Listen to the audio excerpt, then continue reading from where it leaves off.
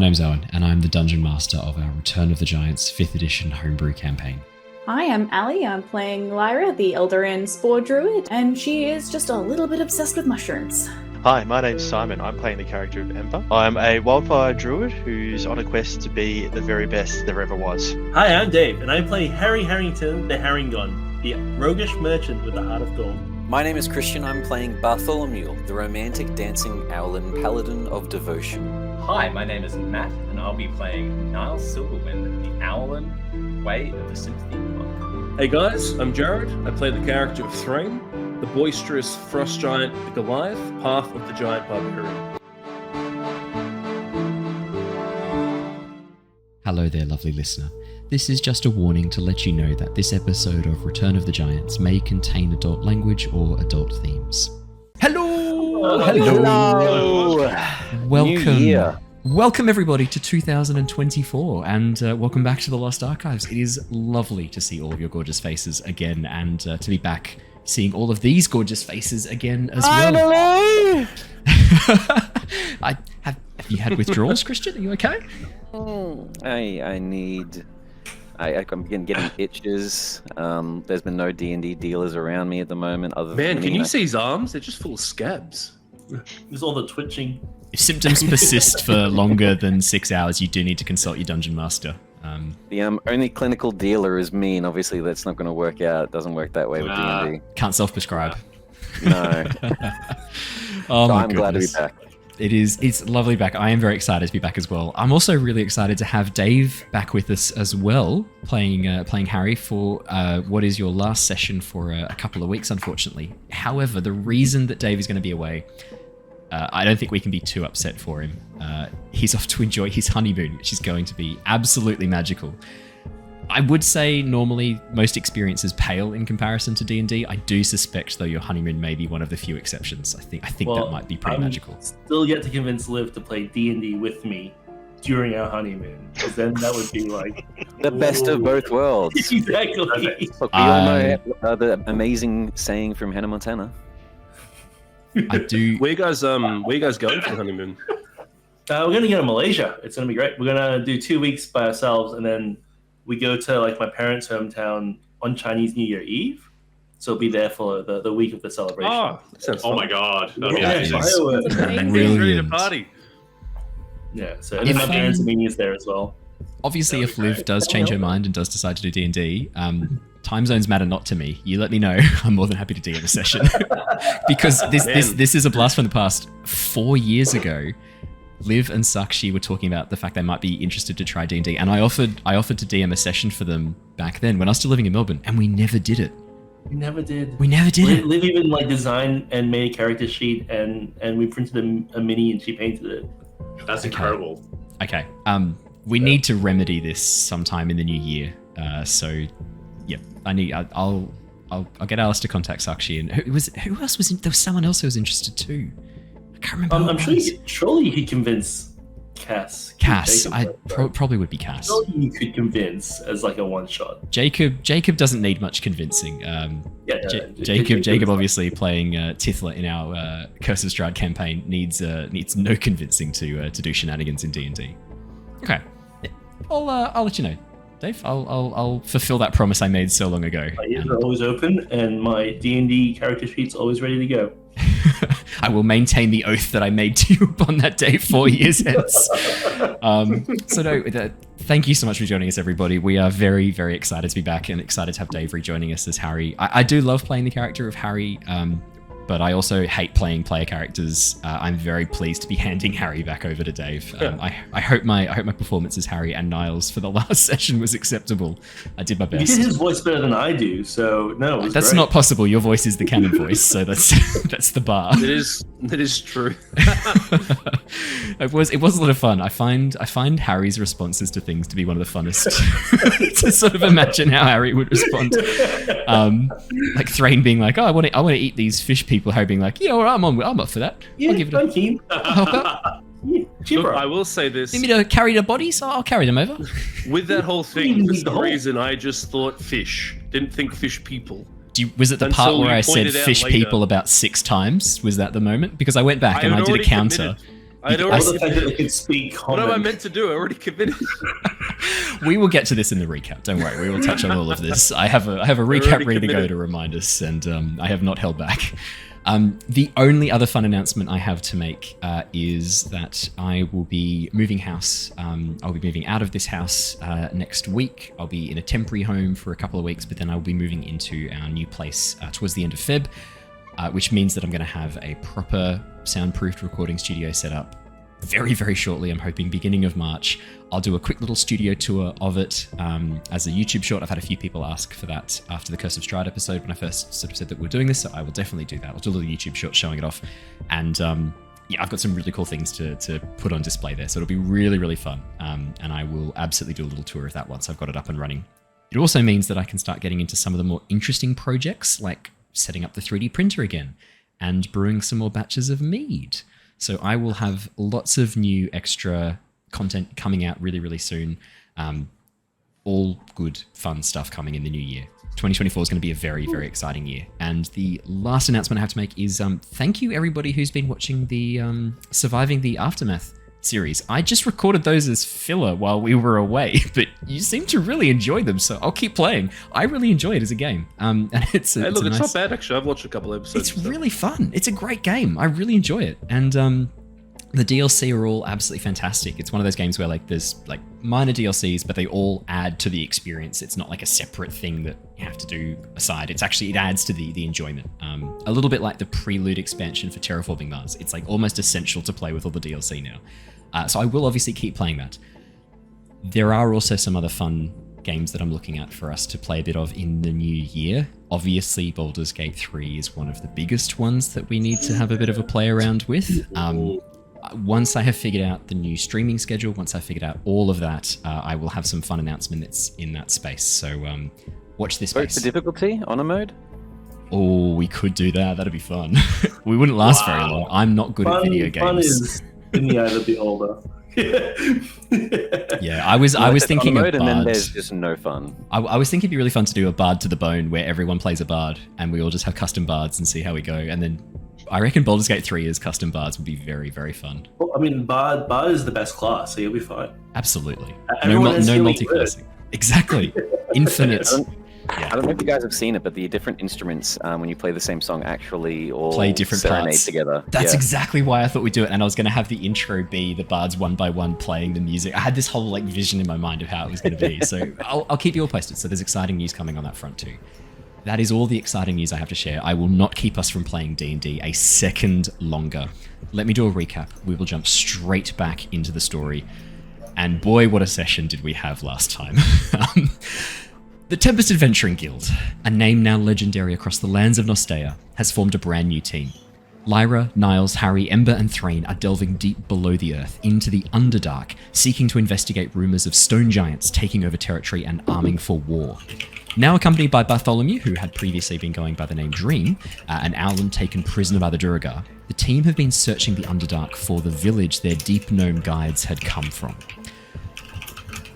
Despite their journey, taking them through vast networks of caverns, the team did stumble across a friendly Myconid colony and sought respite from the many dangers of the Underdark. They soon learned the Myconid colony was in fact under constant threat, their numbers rapidly dwindling. Most recently, a younger Myconid had been killed by a group of fish-like creatures called Kuo-Toa. Offering to assist the Myconids by eliminating this threat, the team decided to head out into the surrounding caverns to hunt down these creatures. During the journey to the ambush site, the team were amazed when Harry revealed a hidden chamber using his recently acquired magic wand. Inside, the team discovered a long-abandoned research outpost of the Society of Brilliance, a group of scholars and mages dedicated to investigating the Underdark. After speaking with the corpse of researcher Davian Hornsorrow using necromantic magic, the team continued on. Following the tracks of the Kuo-Toa down to the edges of a vast underground lake, the team ambushed a lone fisherman who had wandered away from the main village. Sneaking around the rocky track carved into the cave walls, the team arrived at the outskirts of the village, stretched across 3 large pillars of stone rising from the dark lake below, a collection of ramshackle huts, crudely assembled from hide, bone, and zirkwood beams dotted the rocky terrain. As the party approached the large stone archway sitting at the edge of the village, they watched in horror as the numerous Kuo-Toa cried out, All hail Shadaridak! As a figure, dressed in priestly robes, began to glow with light. The team sprang into action, cautious of letting the robed Kuo-Toa complete the strange magic ritual. After managing to take out a number of the Kuo-Toa, the dark entity took advantage of Bartholomew's desires to fly once again, formed a bond, allowing itself to pull itself into the world. Quickly realizing this was unlikely to end well, Niles and Ember helped to break the bond and pull Bartholomew free. Facing off against the dark entity and the remaining enemies, the team were able to emerge victorious. Exploring the cavern, the party discovered a large stone mural at the rear of the cave wall, sections of stone missing, obscuring the image. Luckily, however, it seemed a number of the Kuo-Toa were carrying these little sections of stone as talismans, and while Ember, Niles, Lyra, and Bartholomew attempted to repair the mural by making a jigsaw puzzle out of these pieces on the ground, Threign and Harry debated cooking and eating the Kuo-Toa, luckily deciding to abandon this course only after they had already started cooking them.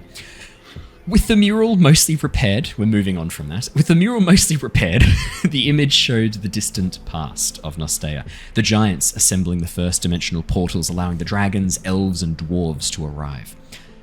However, soon after this event, a strange dark blight began to seep through the portals, it seemed, causing the giants to dismantle their devices. Another frame of the mural showed an enormous single portal with a dark red star shining at its heart, tentacle-like tendrils reaching from it.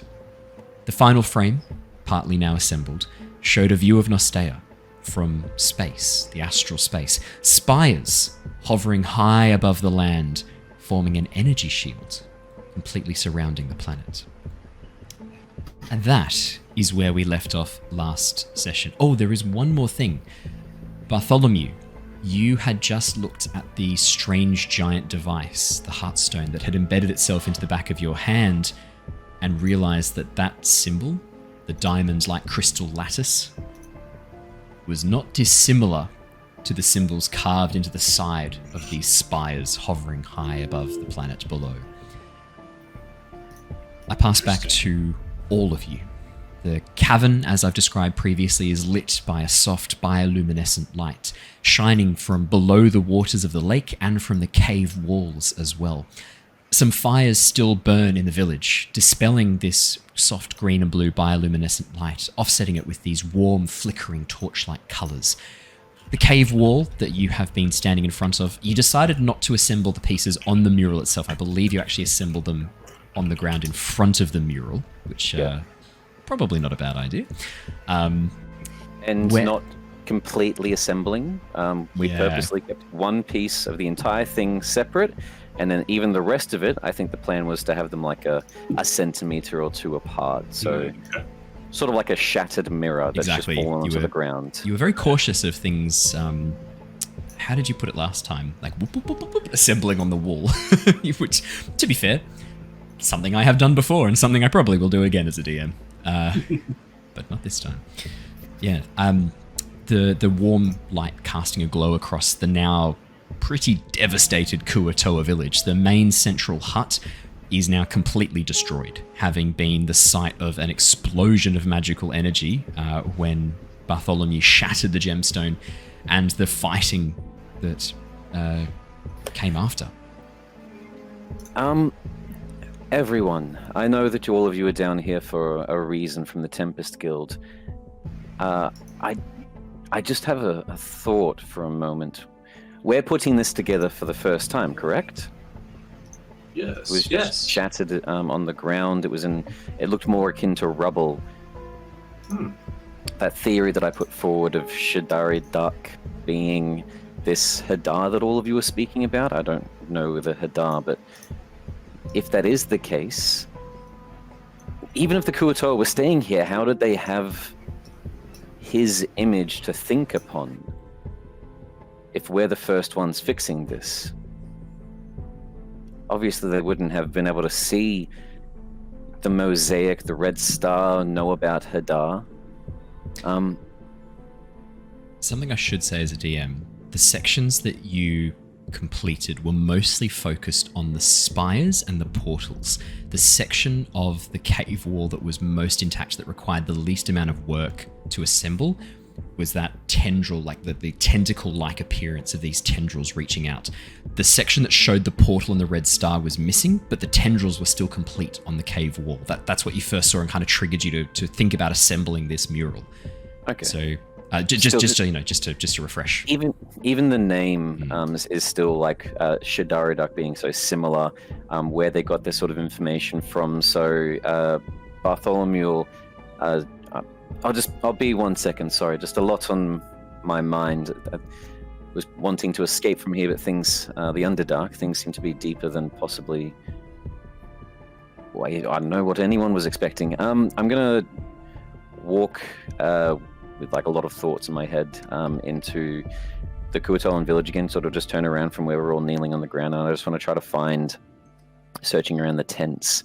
I don't know, like a manuscript from one of the priestesses or priests, to see if maybe some of their writings have down where they got these thoughts, like their mytho books, their Bible. Absolutely. Could I get you to roll me a perception or investigation check? While you're doing that, Niles, something's been weighing on your mind for probably about 10 or 15 minutes now. Obviously, last session, just before, Dream revealed his real name to be Bartholomew, and he revealed that he was a scion of the heiress theocracy. Yes. That name, Bartholomew, it's been rattling around in your head. Something about it seems very familiar. Could I get you to roll me a history check, please, with advantage?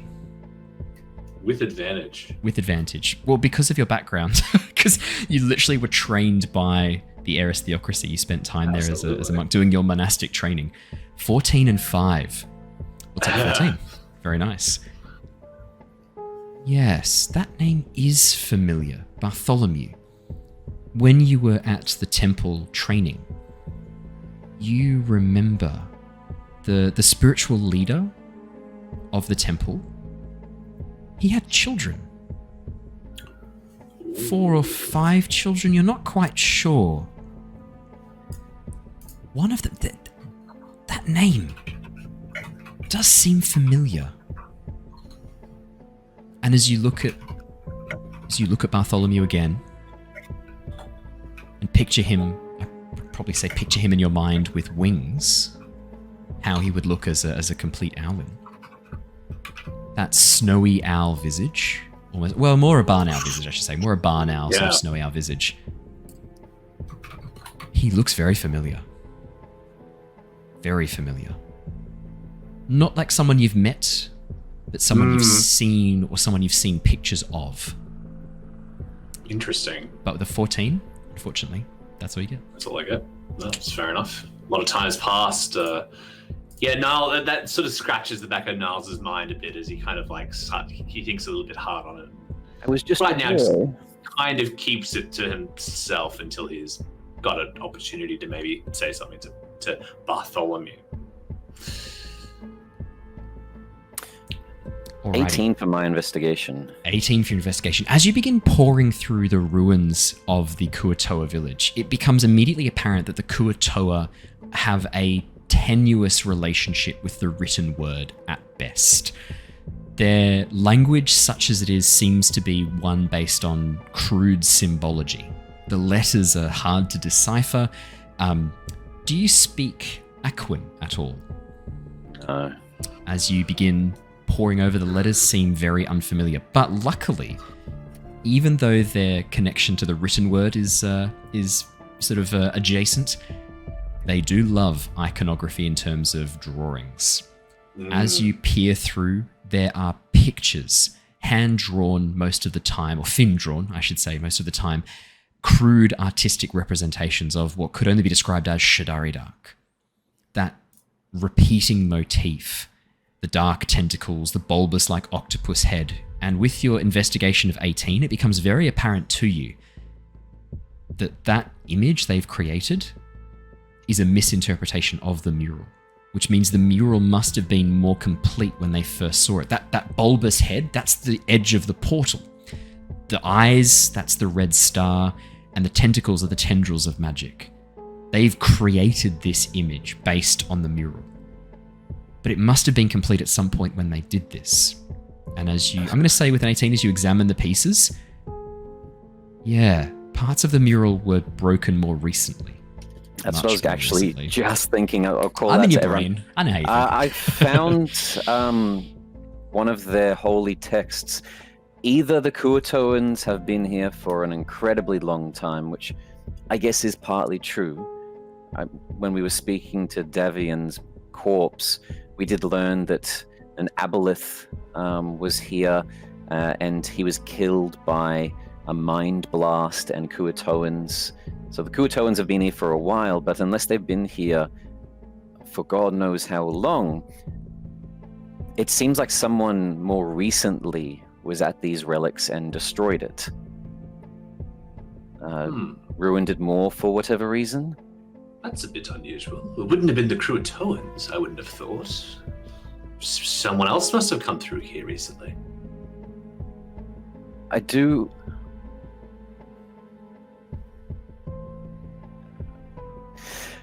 I don't know. A lot going on. No, it's been a bit of a moment. I'd be surprised if you were to be so collected, considering what just transpired. Just take some time. There's no rush. Yes, the threat's been dealt with. I guess so.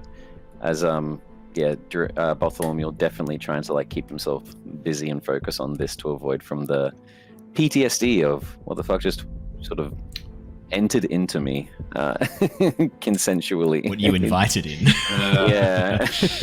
A thought running through my head, though, just in case this does spur any sort of a possible history check. Someone destroyed this more recently. The giants are trying to, from what we can see in history, protect the universe. They created this force field that's around the planet. The stone giants are down here. That's why the Tempest Guild are here. The Tempest Guild are investigating the giants. They're investigating the stone giants. I was with the stone giants. The stone giants have slaves down here. Maybe the stone giants destroyed this mural so that the Kuo-Toans couldn't accidentally bring Hadar into the world. Maybe the stone giants, if they're still doing the work that they did millennia ago, have slaves for a necessary reason. Maybe it's to uphold the force field. Maybe it's to mine in the Underdark the metals that they need for this technology down here. If these people are saying giants are good on the surface world, maybe to them this is a necessary evil, this slavery, so that they can mine the Underdark. Bartholomew's thought is that the stone giants are the one that destroyed this mural. It's a valid thought. I'd say you've seen stone giants in person, Bartholomew. We've seen stone giants closer than most people. For them to cross this bridge, to access this area, would be a challenge. And to leave the village intact and walk across the bridge, to not knock over the archway, to not trample the tents, it would be challenging. Maybe it was done right before the Kuo-Toa were there. Who knows? While we're discussing this, Yeah. and obviously Bartholomew is discussing who might have wrecked the mural. I think Niles would probably like to just take a closer look at the mural and just sort of inspect the type of damage that might have been done. Absolutely. Yeah. Could I get a perception or investigation check? Your choice.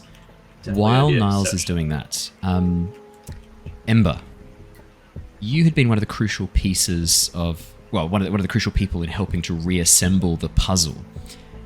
As you sort of stand back and have a bit of a look, flicker on your shoulder, trilling softly in your ear, looking around, this area, this section of the Kuo-Toan village, it is a lot older than the others.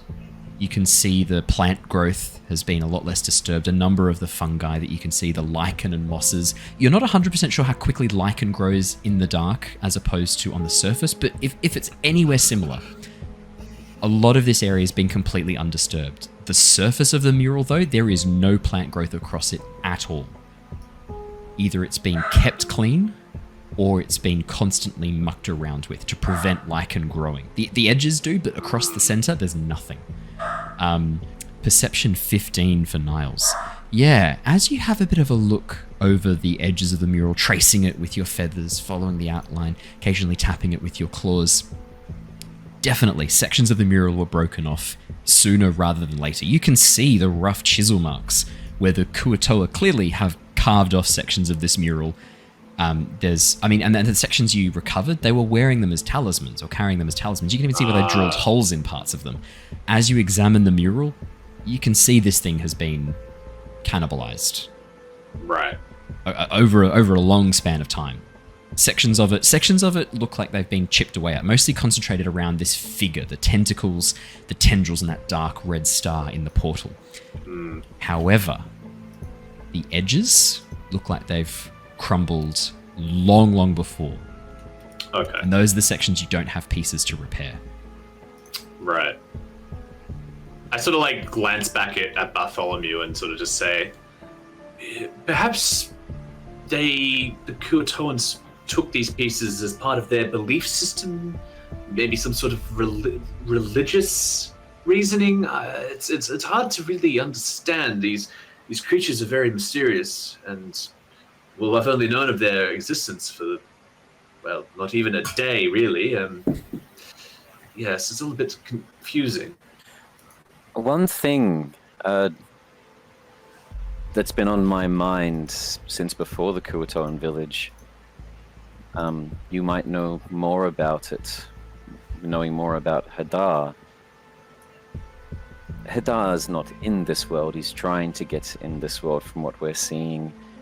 On the surface, does he have followers that look like him? I probably look at Lyra, considering I think Lyra is probably the most familiar with Hadar out of everyone, just purely through Shana.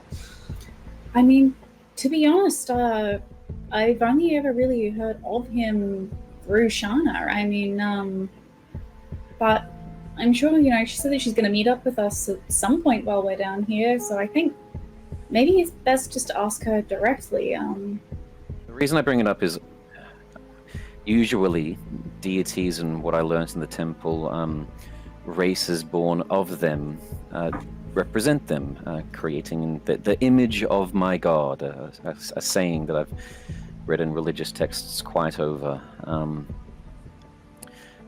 I'm guessing the Tiamat worshippers, some of them were either dragon-like creatures or wore dragon-like memorabilia.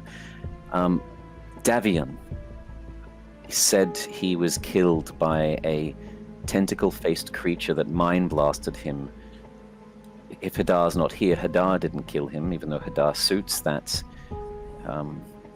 illustration.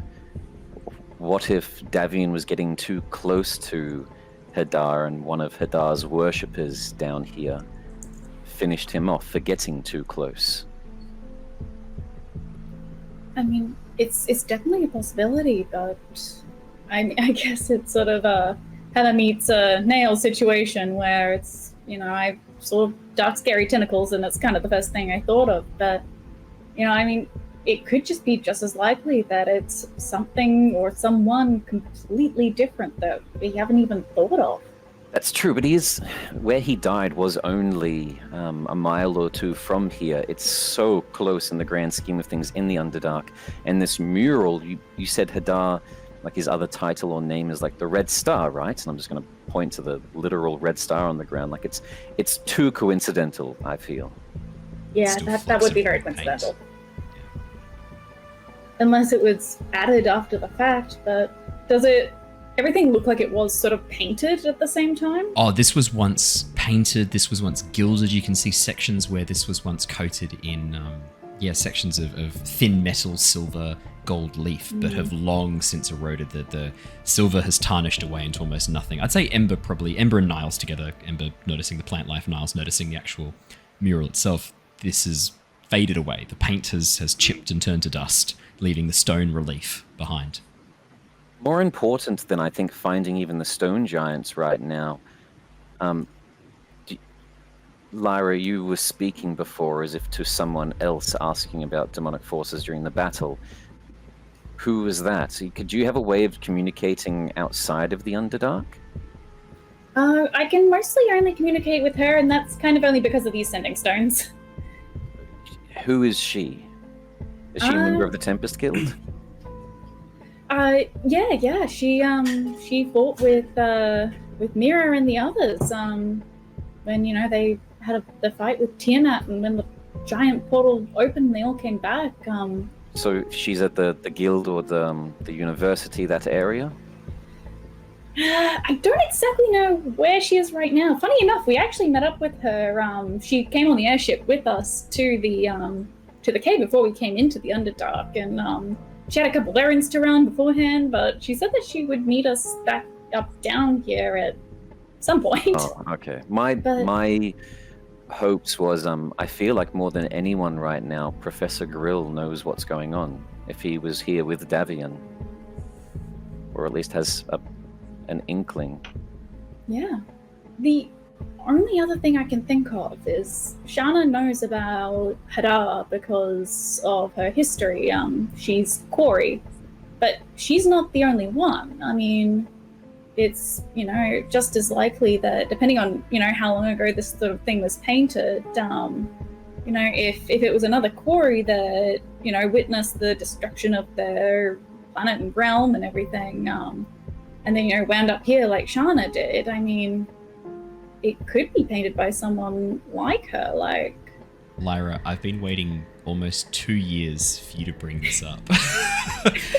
It's in this moment, you suddenly realize you've never asked Shana about the other Corey souls. You have no idea if they're on Nostea, you have no idea where they are. And there's another problem as well. You and Shana bonded it would have been about 800 years ago. You were frozen in a gemstone for like 800 years. You have no idea if any of them are still alive. You know that some of them were turned into Yuan Ti, and that's the origin of the Yuan Ti. Some of them made that pact and became the Yuan Ti, became the predecessor Lyra of the Yuan Ti. had been bamfed at that point, hadn't she? Lyra had been bamfed. Lyra had been sealed in a gemstone. You have no idea if any of the Corey still exist today. If any of them are still alive, these souls without a body that have to bond to another being. You've got no idea. Probably should have asked her about that at some point. The reason is because I realized I would need an explanation for this at the time during the Tyranny of Dragons campaign, so I wrote one. And you never asked. So I just had this whole thing just there ready to go. And I was like, maybe one day, like a future campaign. 2 years, better late than never. Maybe one day she'll ask that question. And I am so stoked she did today. I'm like, yes. Yeah, because like Shana and all her people were erased by Hadar. And the only hope they had to escape was to give up their physical forms and take on a spiritual aspect only. And they scattered. Some to Nostea, some elsewhere. You have no idea. And you've just realized in this moment, you've never asked Shana what that might have looked like.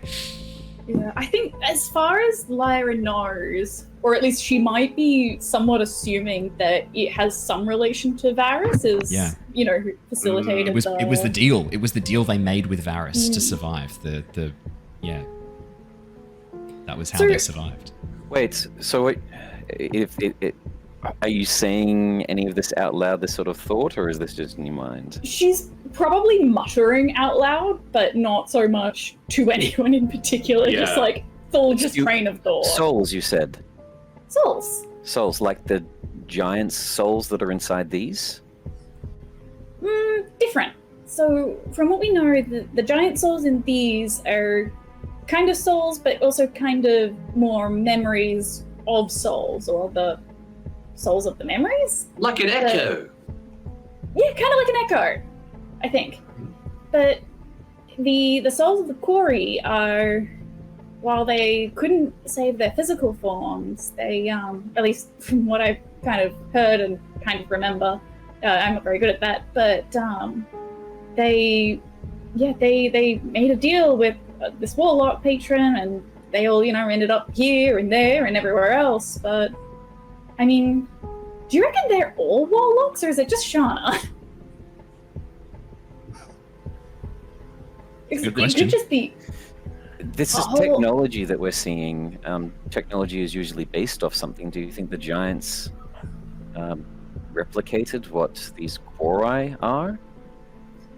The giants are much, much, much older than the when the at least the understanding. Oh no! What if they all didn't come on the same timeline? I mean, okay, we're assuming that they all came and were put into other bodies at the same time as Shana was, right? Then the giants are much, much older, so it's unlikely that the giants were replicating the Kori soul technology, but it's more magic, it's not really technology. I mean, they had technology, but... The Quori were running from Hadar, correct? Well, yeah. And Yeah, this well, I force mean- field was made by the giants when Hadar was entering. It sounds like it's all happening at the same time in the history books. I honestly have no clue whatsoever. I mean, I always assumed that they First were... time of prototypes, perfecting it. Well, that's a bit of a mindfuck. I'm confused. What Me is too. this? What's happening here? Should we be worried? Probably. Hadar is a pretty bad news as far as I'm aware. Yeah, well, I mean, if a whole ass warlock patron wasn't able to stop them and, save the people all around the planet, I mean, what the hell are us guys gonna do about it? Well, he doesn't seem like he's here. It seems like the giants stopped him. But on that note, one final frustrating spanner to throw in the works. I don't know, Threign, with your racial connection to giants, Ember, your likewise as well, my experience with them. If the giants saved this world and stopped Hadar and built this force field and were working together, why are all the giants now in a state of warring with one another? I mean, could it just be like anything else? I mean, all the, the original non-giant inhabitants that came through the portal in the first place, they were all, I mean, from what we sort of heard, they were working together and, working towards a similar single goal. But as time goes on and ideologies change and people get, have different wants, they start, wanting to... Also, while we talk, actually quickly, Owen, Hello. before the giants went through the portal originally, were they actually like a unified, maybe loosely unified race, but were they actually not warring and stuff? Could you make me a history check to see what you remember from your people's mythology? All right, let's go. History's not my forte, of course, but let's give it a shot. You would have I mean, advantage. there is- You are a giant kid. Oh, 14. There is a hierarchy involved with the... 14 Yes. and 4. Yeah, so you know that the giants of Nostea form a council called the All Thing, or the All Thing, which is a council of representatives from each of the giant peoples, presided over by the Storm Giant, who is king of that group. The giants, it's not so much the same ordning that you see in other worlds and in other settings, it's a little bit different. Nostea is kind of like the progenitor of all the giants. It is the original giant homeworld. And so the Old Thing is kind of the governing body that they are ruled by. But there is a hierarchy within it that follows that of the ordning, with storm giants on the top and hill giants at the very, very bottom. Giants have never been a fully unified people. There's always been jostling and vying for power within the various clans, but it was kept under the surface. It was, and your legends would say that the giants would often compete in shows of strength, intelligence, magic, or cunning to get ahead. It was always a chance to show honor, to show power, to show glory, and that was a way that they would prove themselves in the eyes of their people and the eyes of the other clans, the other groups of giants. That is how your mythology would tell it, Threign. And it would be, rather than direct war, it would be bouts of strength, contests of magic and Right. physical prowess and mental prowess. It was all contests to show dominance, to show glory, and to prove themselves. So basically, to do everything but actually go to war against each other. Yeah, there was a truce, a treaty. You wouldn't know much about it, and there wouldn't be a huge amount of surviving mythology on it, but you would know this idea of a treaty between the different clans, that it would go as far as it would stop before war. Always stop before war. So, just refresh me, Christian. What was the question that you actually posed again? Now that we've had. Why are the giants in a state of warring if, according to these murals,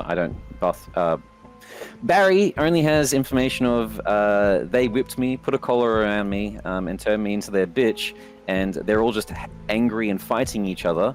But the mural says otherwise. The mural says peace, harmony, protect the world, like some big hippie shit on this mosaic, which kind of is pissing Bartholomew off. Like, they're not heroes in his eyes. Niles kind of like nods a little bit, kind of like glances at Threign, glances at the rest of the party, and goes, "It could be because their god died. Perhaps they might have been in a state of disarray, confusion. They were sent." Did their god die, Owen? Amon? Yeah, we know that. Yeah, you guys know that. You know that the giants were banished from Nostea when Anam was killed.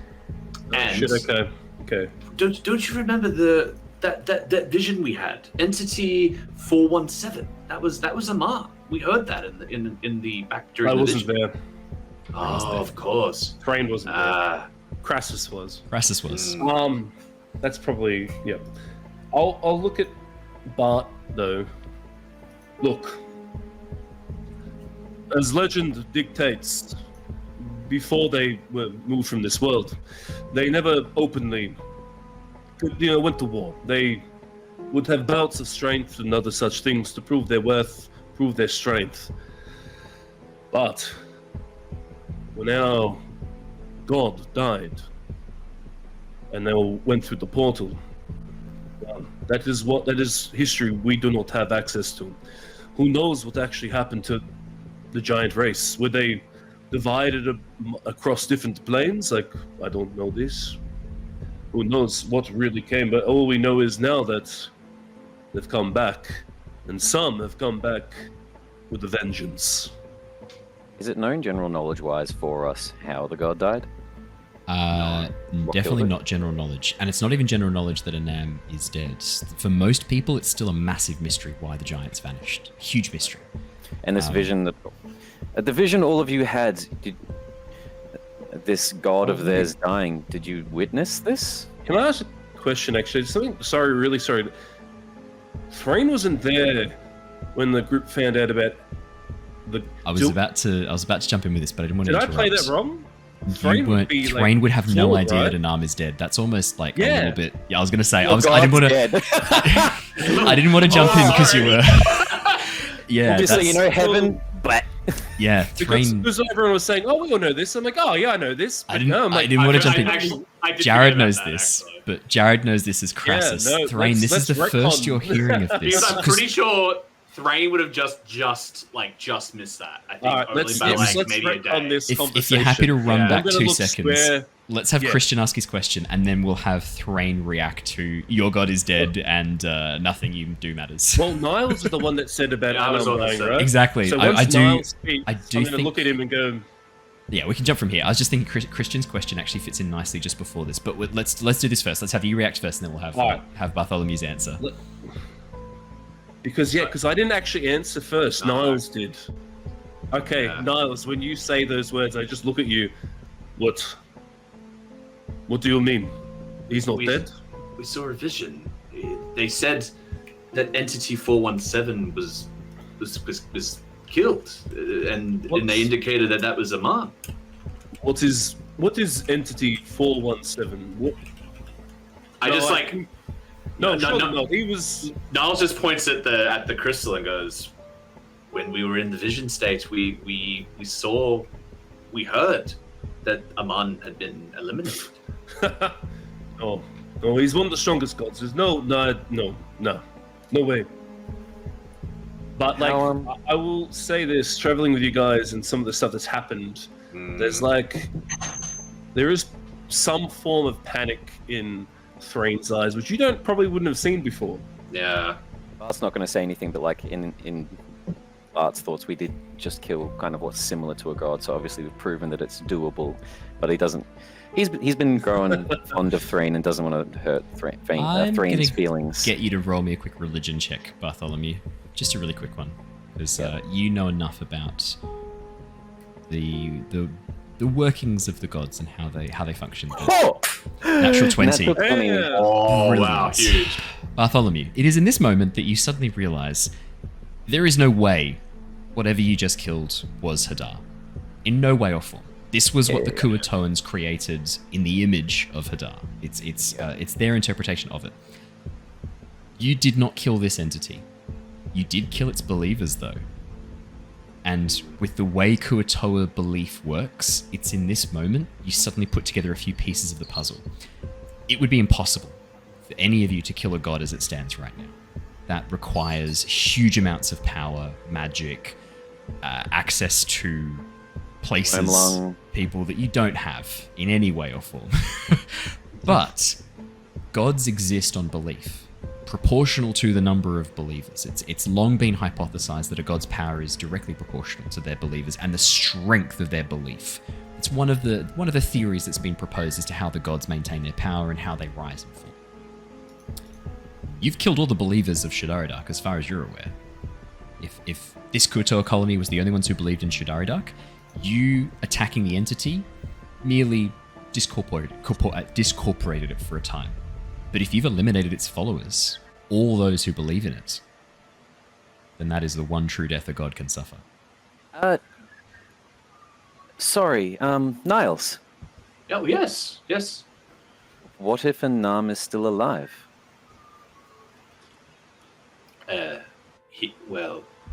Yes. What if he is? The giants are still around. Threign, if there's believers, then your god should still be here, but that vision that you saw does add confusion to it. My Not understanding. here, locked away somehow. My understanding is limited. I would leave that to other scholars and those of the university. But my understanding is that whatever happened to the giants caused them to disappear from this world for hundreds of years. And it seemed to, their disappearance seemed to it did weird things to the world. That they weren't able to travel. There was no way for anyone to access Nostea. I don't know. It's all rather confusing. That's honestly my thoughts. When the giants all vanished in this moment, maybe that sort of like put Anam in like a coma. Ali? Yeah. I mean, Maybe he's not dead, but he's just trapped somewhere or asleep somewhere. he could be stuck in a gem somewhere. You'd know that better than anyone. It would have to be a big gem. One worry of mine, Threign, this is something for the Tempest Guild, so I thought I'd best bring it up to you all, as I'm definitely not the one capable of handling a notion like this. If, adding a bit of the information that we've got thinking about so far, the giants are in a state of proving themselves. If Hadar was a threat to them, the strongest is the best. We've found an area where Hadar was once able to enter with this mosaic, or at least we've discovered that there were planar portals like this, and the giants are all warring at the moment. Vengeance, I know more than anyone, is a strong motivator. What if one of the giant clans tries to bring Hadar back into this world so they can kill him to prove themselves the strongest? That's just a worrisome thought. If they're warring at the moment, it means there's no leadership, no cohesion, no sensible thoughts. Someone may make a rash, naive decision like that. We don't know for sure that they're all warring. We just know that the hill giants are warring. The other clans we haven't made contact with yet, and the storm giants seemed fairly amicable. I as would far as I'm aware. say all of you know I that think the complete opposite. all of you know from your time on the surface, and specifically those who have come, Lyra and Niles, the original team who were assembled, you know that the reason you guys were assembled was because ever since the death of King Mjorn, the leader of the Storm Giants and the king of the Giants, the leader of the Owlin, ever since his death, there has been massive division over who should take his place. Okay. Huge division. His daughter is the only one currently keeping the Storm Giants together. And And, tenuously at best. And the rest of the giants do not recognize her authority at all. Killing Hadar would be a pretty good way to prove yourself as the true leader. Oh, killing the Red Star, the Dark Hunger, the Cold Dark at the end of the universe, that would be impressive. Yeah, that'd prove strength. Definitely. I mean, they also could be planning on using it not, assuming that this is what they may be thinking, but not just to be the leader of the giants, but maybe the leader of all of Mastea. Or the realms. I mean, you've They used to be this giant being that's realm destroyer. I mean, you probably have a lot of would have a lot of reason for people to follow and worship you. I mean, But that would mean that they would be directly challenging Aman then. That's an interesting notion. I mean, as far as they're aware, none of them have had any contact with the man, or maybe they don't think he's dead, but maybe they think he's gone or left them, or...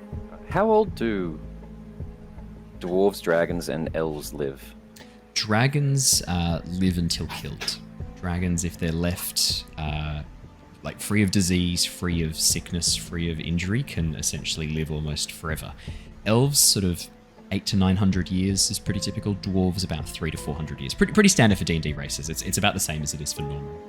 Okay. Yeah. I would like to speak to a dragon at some point. Thank God there's an entire continent full of them. Yeah. and one that I've already fleshed out in the minute detail for Tyranny of Dragons campaign. I mean, so yeah, but Chiari's there whenever you want.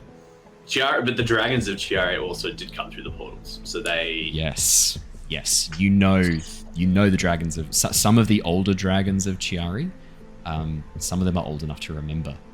Exactly what fucking happened! That's what I'm saying! Exactly. They were the ones that wrote the book. Okay. Oh man, trying to get them to tell you that there? Yeah, good luck. There's no surviving elves, but there are still some surviving dragons. Because it's been about 2,000 years since the elder races came through the portals. It's been a long time. And those dragons are going to have god complexes. They're so old and powerful. Bart's going to let out like one of those really exasperated, you just had to deal with like the in-laws sigh, realizing that. Can we hear that? That was good. Probably for the fact of going to have to go back to the stone giants, as they're going to have answers, and Barry knows where they are, having just escaped. Fun times. But I am going to ask before I bring that up to the group that, hey, I think that I realize with stuff at stake here, it's more important than just me getting back to Satine. I can lead you guys back there. Ember, you're the one I think that first noticed. Is there still illusion magic over the pieces? Well, I did cast, detect magic earlier. Owen, is it still there? How long does it last? Illusion magic is flickering, almost as if it's incomplete. You get the sense, Ember. Actually, yeah, Ember, can you roll me an Arcana check or a Nature check? No, sorry, Arcana. No, Arcana. Arcana check, please. I didn't know this. Illusion magic. Yes, that we thought that maybe the mosaic was actually showing us a false image. Right. Yeah. Okay. Oh, that was my main thought. Ember, 12 is the DC for the medium amount of information, so that's good. Let's go. Ember, as you begin examining the pieces, the ability you have to see magic still active in your eyes and slowly fading. If all the pieces were here, if you were to complete this once again, there would be enough magical energy here to fulfill the task this illusion magic is designed to display. Unfortunately, there's not. However, with a 12, if you were to provide an outside source of magical energy, it might be enough to allow you to see what this illusion magic shows. Takes 2 steps back, but... Ooh, would I know how to put more magic or into the thing to... Yeah, I mean, you're a druid. You call upon the magic of nature to perform your spells. If you were to reach within you and pull a moderate amount of magical energy, say a level 1 spell slot, and pour the equivalent nature energy into this illusion magic, might be enough to activate it. All right. Well, I'll everyone stand back for a second. I'm going to give something a go, and I'll use a level 1 spell slot just to see if I can supercharge this thing. Amazing. Thank you for bringing this back up again. I was worried you'd forgotten about the illusion magic. Ember, as you call upon your... Lyra's using Tim as a zombie shield. Just kind of half hiding behind him.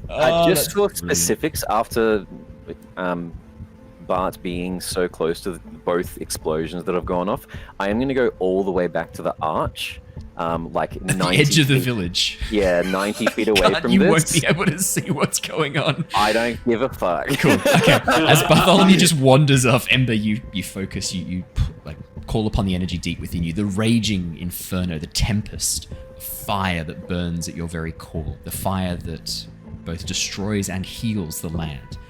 And as you call upon this energy and slowly allow it to release into the mural, you watch as the pieces begin to shudder a little bit, and an image, 3-dimensional, begins to flicker on the ground, partially broken up. The pieces aren't fully assembled, and they're not set into the mural. So it's fragmented and it's not perfect.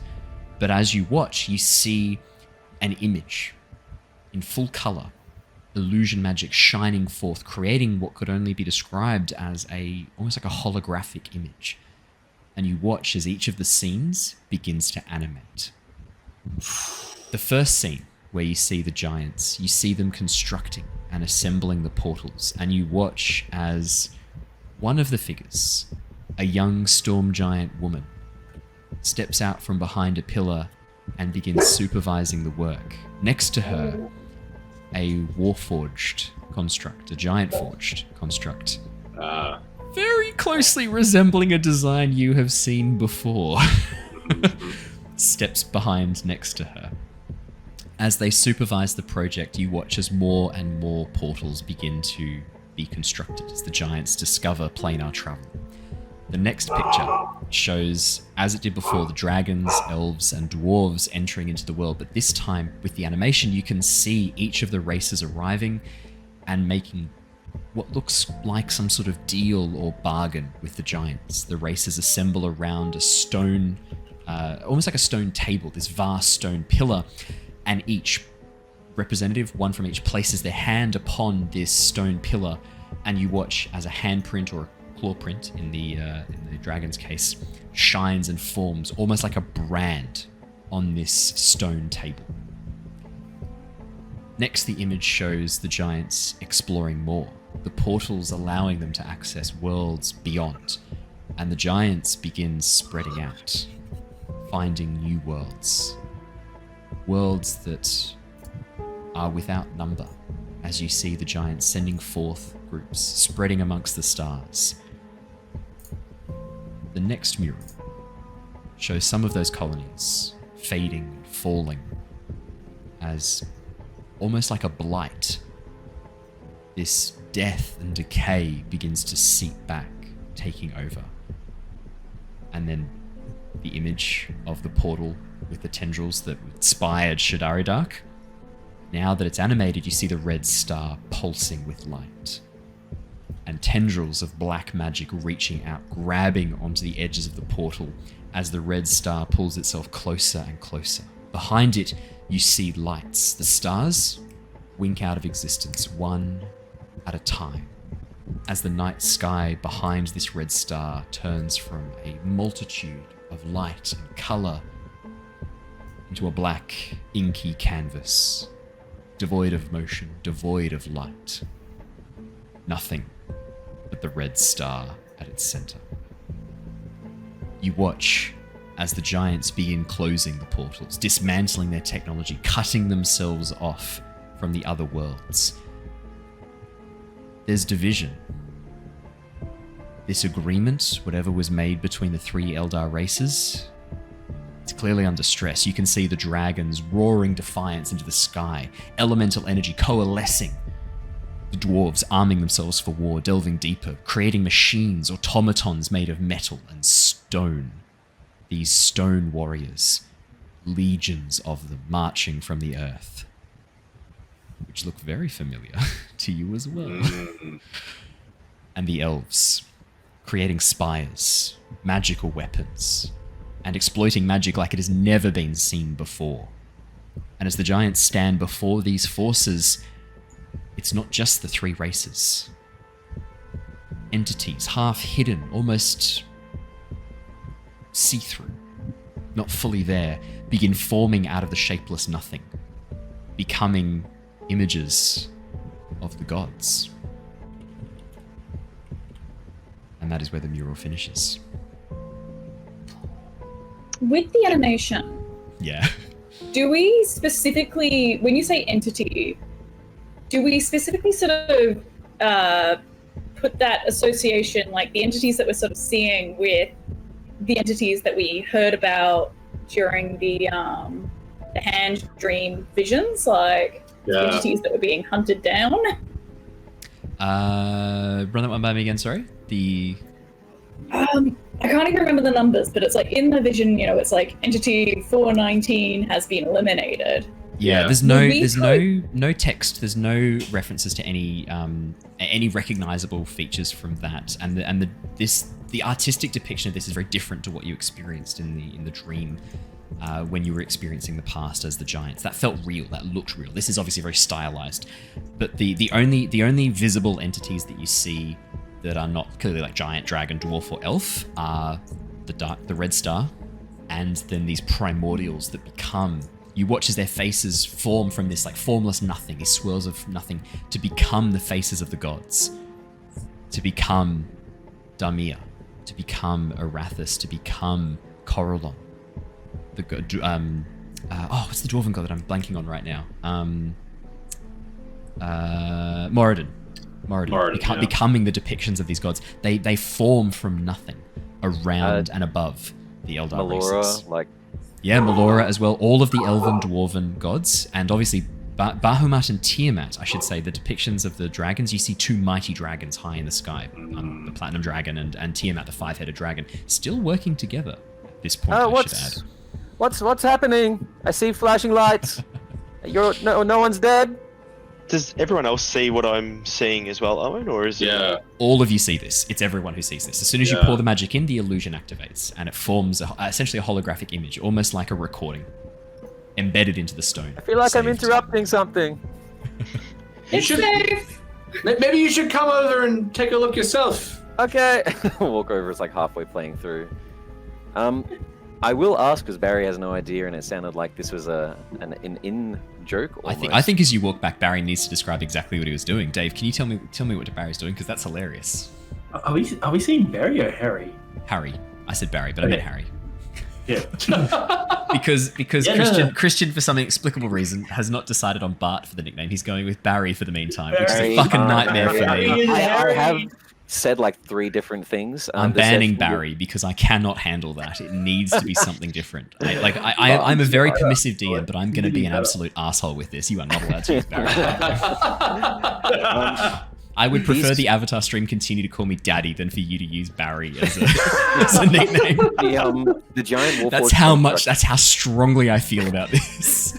The giant Warforged construct and the dwarf stone warrior legions.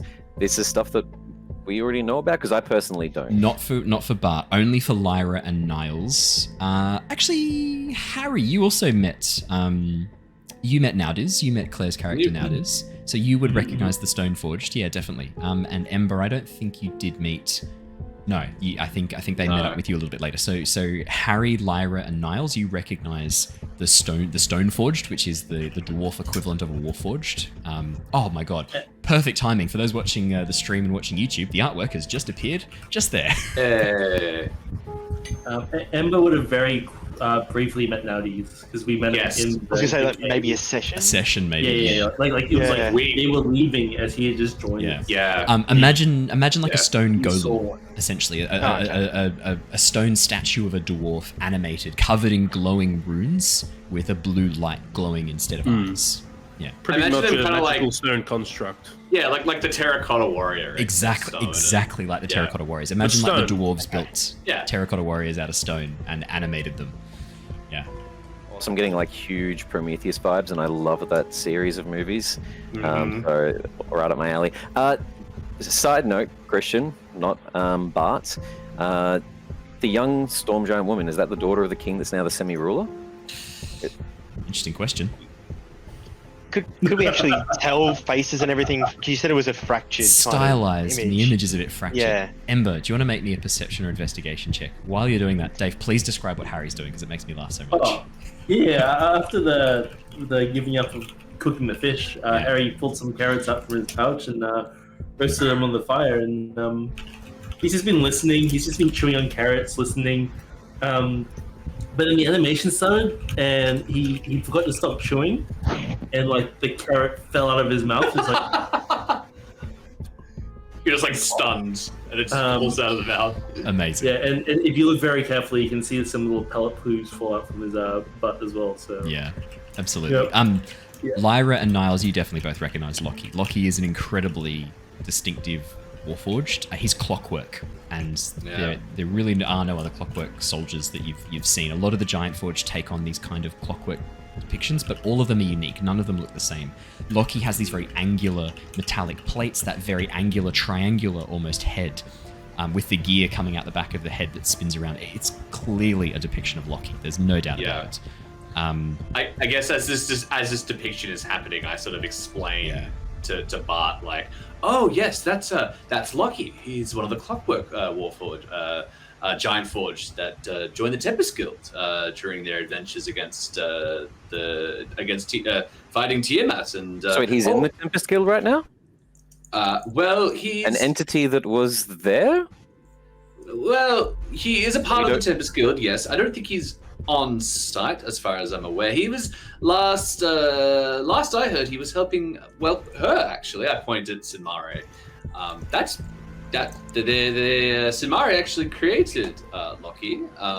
So we don't really need to go and speak with God Complex Dragons. We can just speak with this member of the Tempest Guild.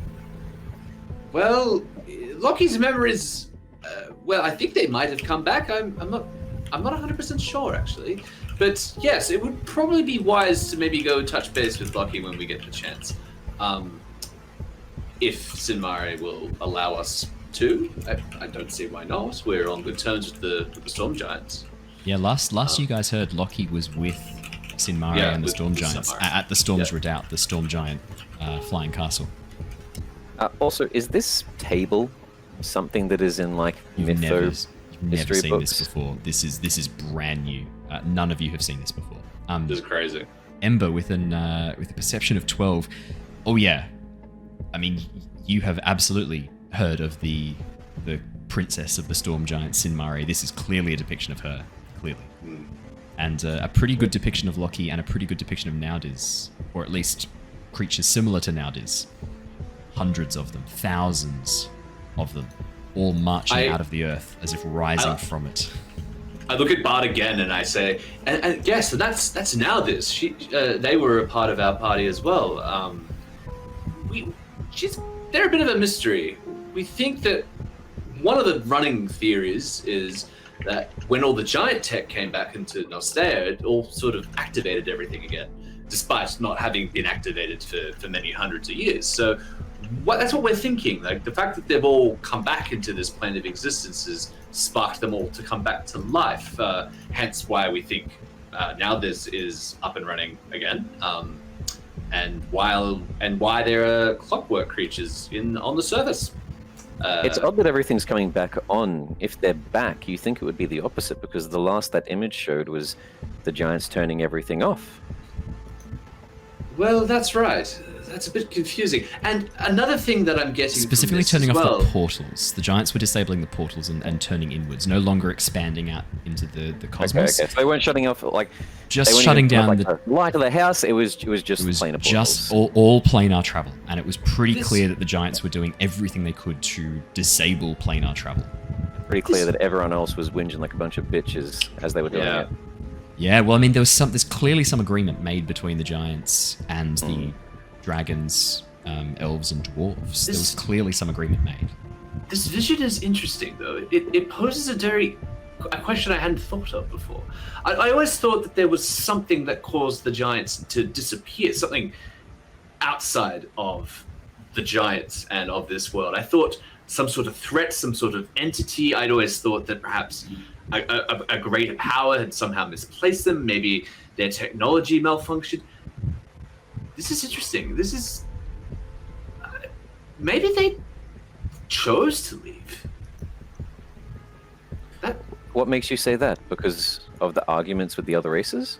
Well, the vision shows that they were reaching, they were exploring, right? They were trying to find other worlds, they were expanding across, well, seemingly all of these different worlds.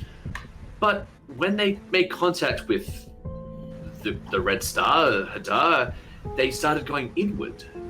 It seems interesting then, perhaps as a way of trying to deter or stop Hadar from getting them, they themselves just disappeared themselves, perhaps, to try and take the heat off themselves from Hadar. It's a bit extreme, but... It's odd seeing them all. I guess it shows to how strong Hadar is, all of them running away, considering their main thing is might and strength and proving themselves. It doesn't seem like a tactic giants would do, retreating. And yet this memory, this idea, this concept is hidden. No one knows about this. It was, to me, and based on what I've learnt over the last however many days it's been, I've lost track of time a bit. Maybe there's a reason that this was hidden. Maybe they didn't want this to be known, that they would be seen to be going inward and retreating. I'm really interested to see what Threign says about this. I don't think they would retreat. I think they're too proud. Something else happened. Maybe Something they they didn't were have a forced choice. into. Exactly. They were forced. Harry, Because they would were going- never...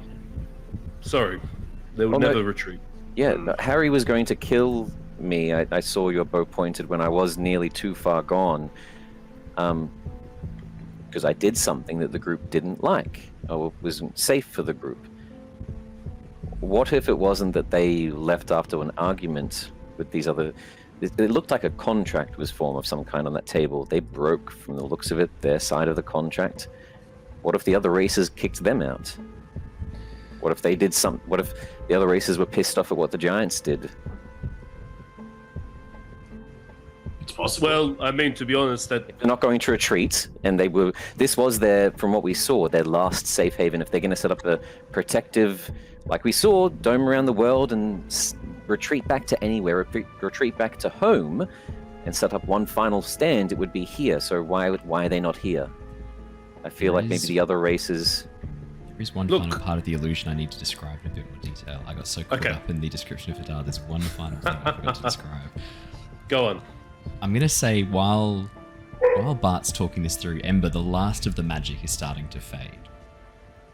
And as it does so, the final part, that view of Nostea as a planet, the spires hovering in place, surrounding it, the energy fields, it suddenly flickers into life. The dying magic of this illusion spell triggering this last section of the image. You watch as the energy field indeed flickers and moves, covering the world. And the camera view continues to move out until Nostea becomes a tiny dot. And you watch as vast networks of tendrils reach through, cutting off the light from galaxies, cutting them in half, turning sections of space into nothing but blackness as the tendrils make their way towards Nostea. So he's already here. Cool. You don't have to Harry put your hand has up, something. Dave. Harry, what have you got to say, yes, Harry? yes, my boy. Oh, Dave, you're muted. You're muted. You're muted. In case you didn't You're know. right. Hand up. As a private thought in Harry's mind, not out loud, do these tendrils look familiar like that he saw, or are these different? Like what, sorry? Like the... Oh, like what you Yeah. see. Harry, These no. look less like so what you saw in your little private time with your patron. I described it as tendrils, but really what it looked like more to you was almost like streams of light and information and data, twisting and moving and forming these images, or very illusionary, almost semi-transparent with this reflective kind of surface. Very technological. Yep. This looks like lights going out. And while there's this resemblance of tendrils, it's an optical illusion. It's just the pattern of stars disappearing. But it looks a lot like tendrils of darkness moving through, but really it's just stars just going out in a pattern that forms this motion of tendrils of darkness. Does Harry have any... is his patron giving him any hints on whether this is an enemy to the patron? I mean, you've had a moment of contemplation to yourself. You've had a moment to take this in. Do you want to try and reach out? Pull your attention and focus inwards and try and ask. Yeah. 666, hey, Daddy Parry, something's wrong. Dave, I'm going to get you to roll me a spellcasting check, please. So a d20 plus your spellcasting modifier. In this case, charisma. Okay, so it's a d20 plus 4. Okay. How can I do that? Just do it as a spell attack. Just roll it as a spell attack. So you'll have spells. Yep. Yeah. Alrighty. 17. I'm happy to take the first one. 17's fine. It's actually should be more than that. It's plus 3 more. So it's actually 20. It's a dirty 20.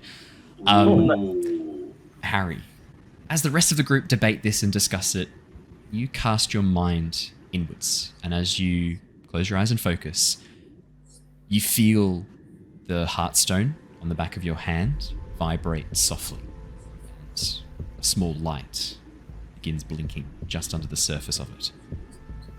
As you reach in, what do you ask? Is this our enemy? Is this our enemy? Okay. Good question. Stoneless. Is your patron fucking Anam? Oh. Harry, as you... What? Who knows? We don't know. We don't know your patron at all, right? I don't even think Harry hardly knows him. The giant all about technology. His fucking thing looks like code. His stone just lit up. What? Harry, That would be as mind-blowing. Harry, Who knows? as you focus on your stone and the entity that resides within your stone, or the consciousness that exists within your stone, and you ask the question, is this our enemy? You hear a response. This is the enemy of all. The enemy of life, of light, of form and matter. This is the enemy of all. Oh, it's everyone's enemy. Oh. And that was a big, deep daddy voice. I use that voice for any time you guys Yeah, I speak to bet Warlock you style do. patrons. Would you have preferred if it was like, yeah, that's a bad guy, kill him? I'd be more worried if that was the voice. Yeah, he's the patron of the rabbits. He's Tendrils the bunny himself. and the moon. Jesus. Exactly. Stitch is a patron. Wow. Holy shit. Hadar is friend. No.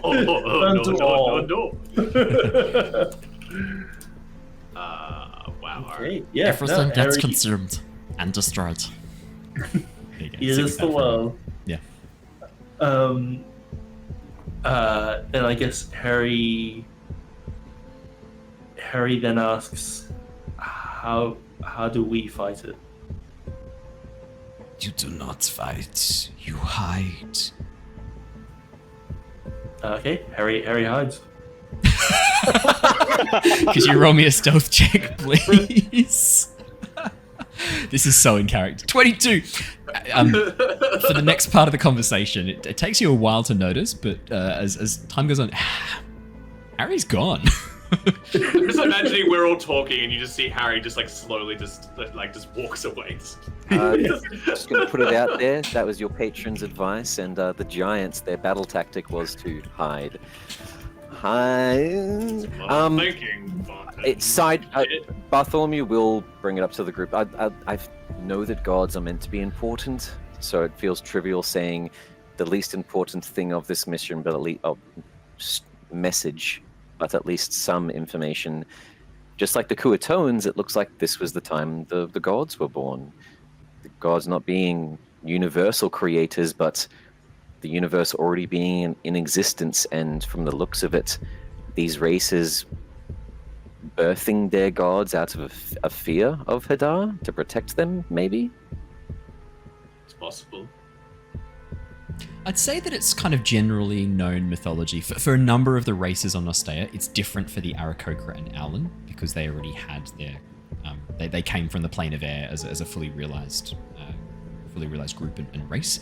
But for a number of the races of Nostea, their arrival to the plane, for at least the elves, the dwarves, and the dragons, the primordials that had helped create Nostea, it's kind of a known part of mythology that those primordials took on godhood and became representatives of the race. In the case of the elves, there were a number of primordials that kind of fought for their attention, and that kind of resulted in a number of different expressions of elf that you see today. The wood elves being the followers of Melora, the high elves being the followers of Corellon, the dark elves being the original followers of Damir, and then his daughter Lolth later on, when she betrayed. Yeah. Not that this might be common knowledge, but if the elves and a lot of the original, those races that came through the portals, would their gods have existed in their planes of existence, and then coming to Nostea brought them into life?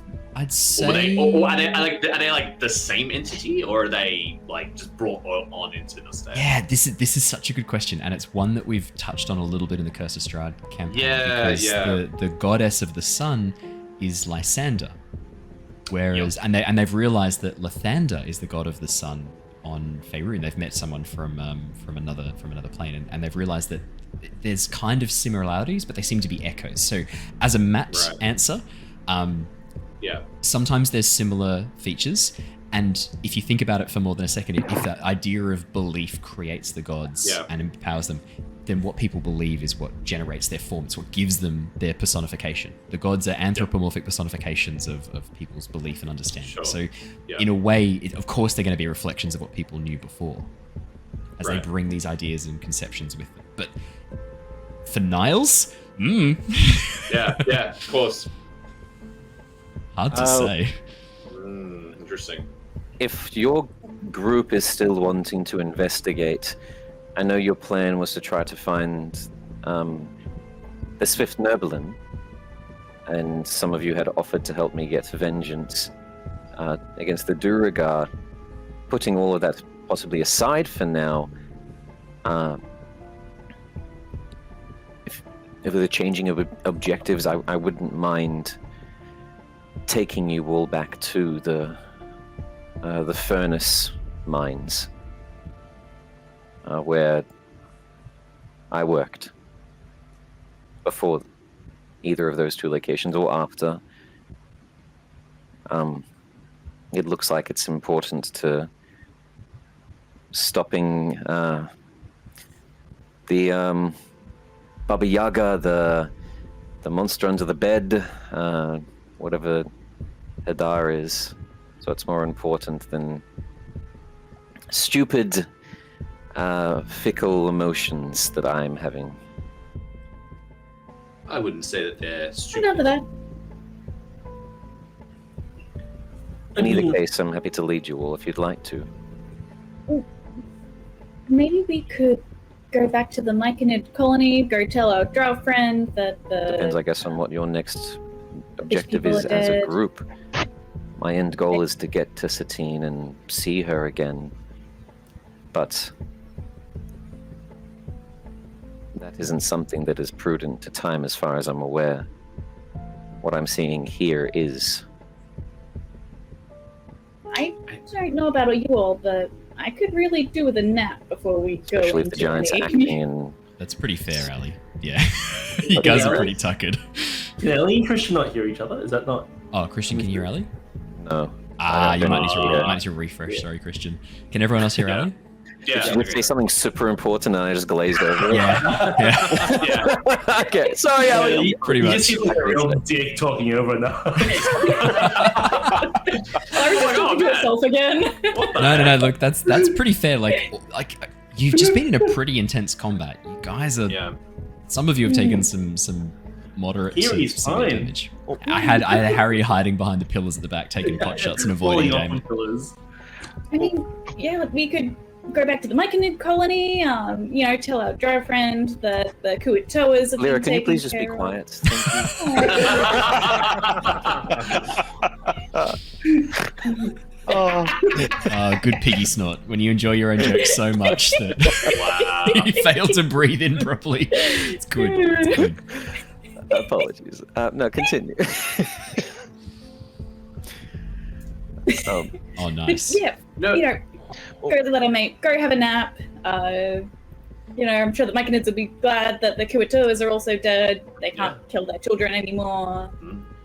Maybe before they. we start making any movements, though, Owen, can I do a survival check? You said that we're in an area that I could tell from where the image was that it's been cleared away from plant growth and everything like that. Can I check who has entered the area? I know, Yeah.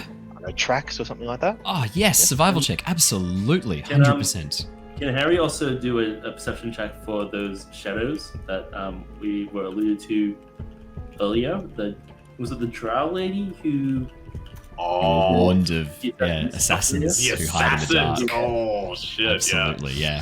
Yeah, I'll get a can, perception can I do this while I'm hidden for Yeah, maybe definitely. some sort of benefit or?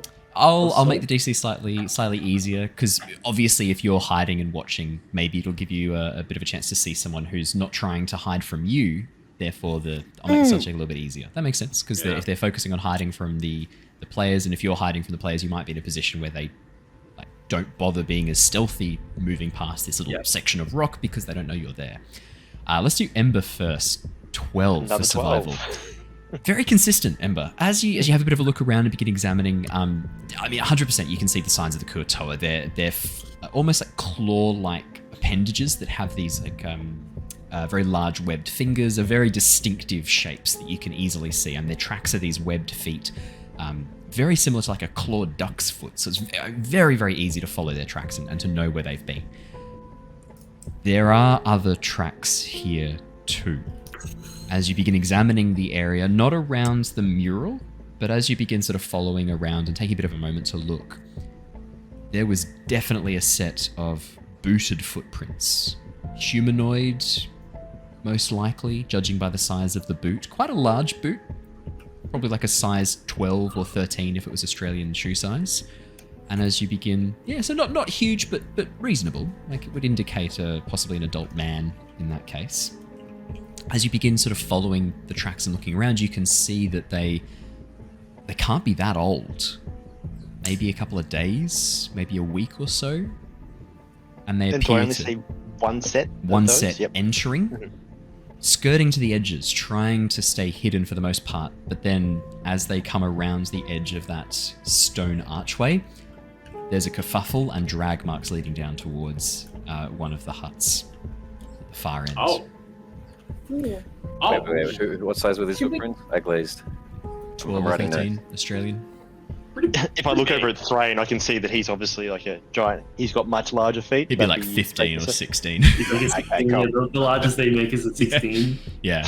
Then Threign's pretty big, 16. though. Then Threign's 16 and a half. Like, His toes just looking through the end because it's too small. Size 13 shoe is sizable though. That's oh yeah, it's pretty not. big. Yeah.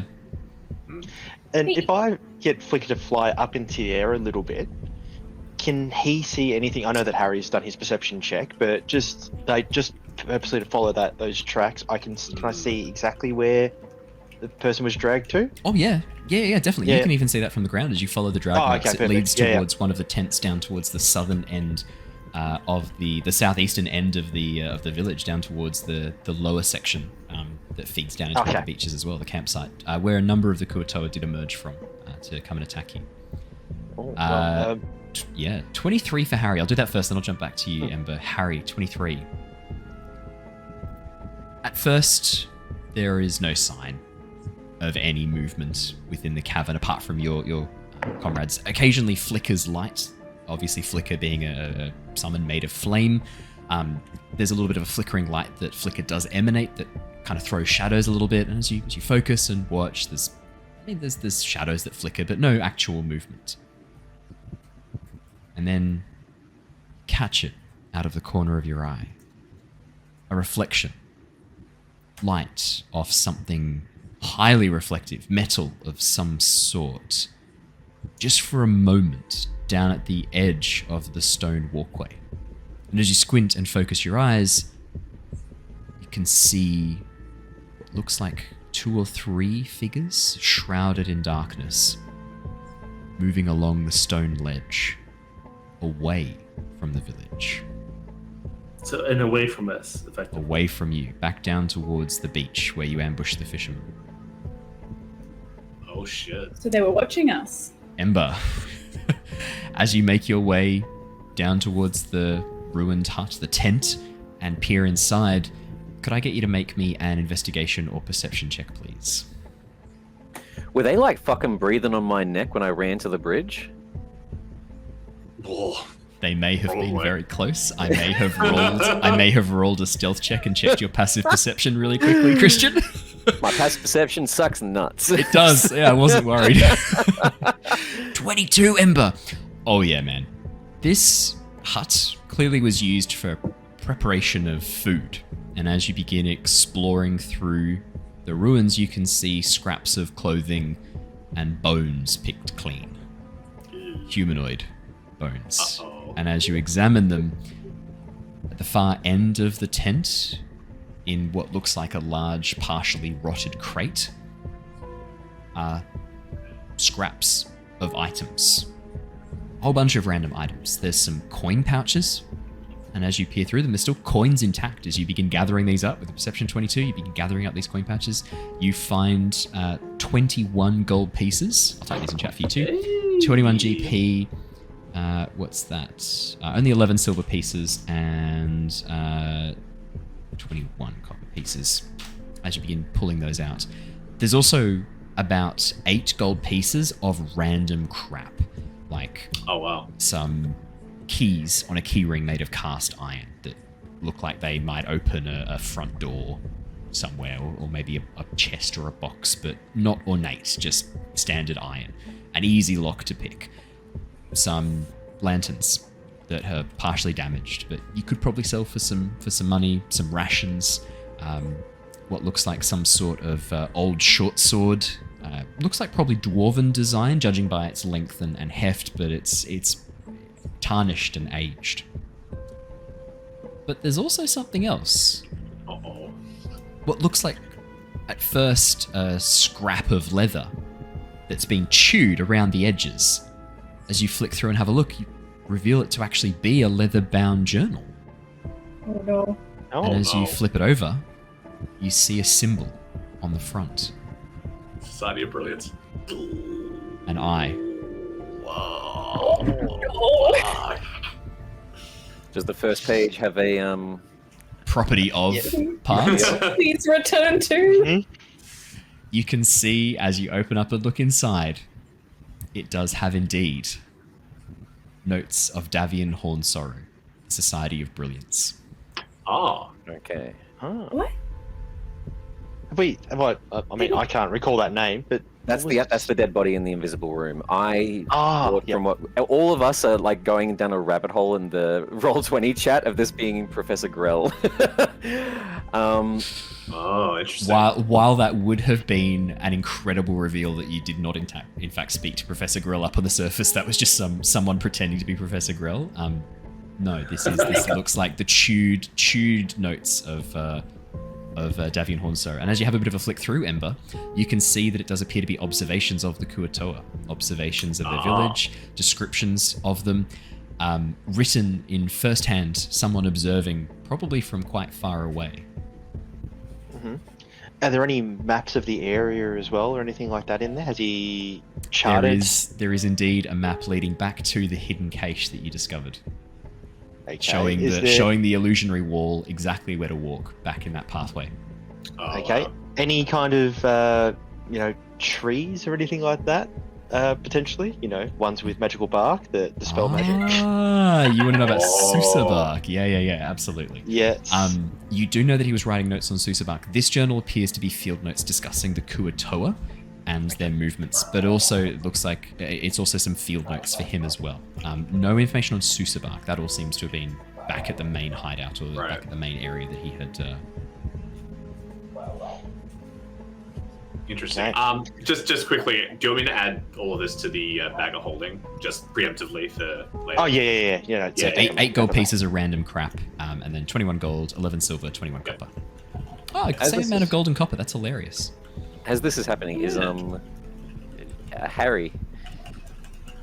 You say Yeah, anything, or are you just sitting Well, there? well, I mean- little, pelts. Yeah, well, yeah. So how far was the group from me when I saw this? They're probably only about, let's say, like 5 or 6 meters away, and these figures look to be about 30 meters away as they move through the darkness. Okay, so they're not in earshot necessarily. Unless No. These you'd be surprised if these figures could hear you Okay.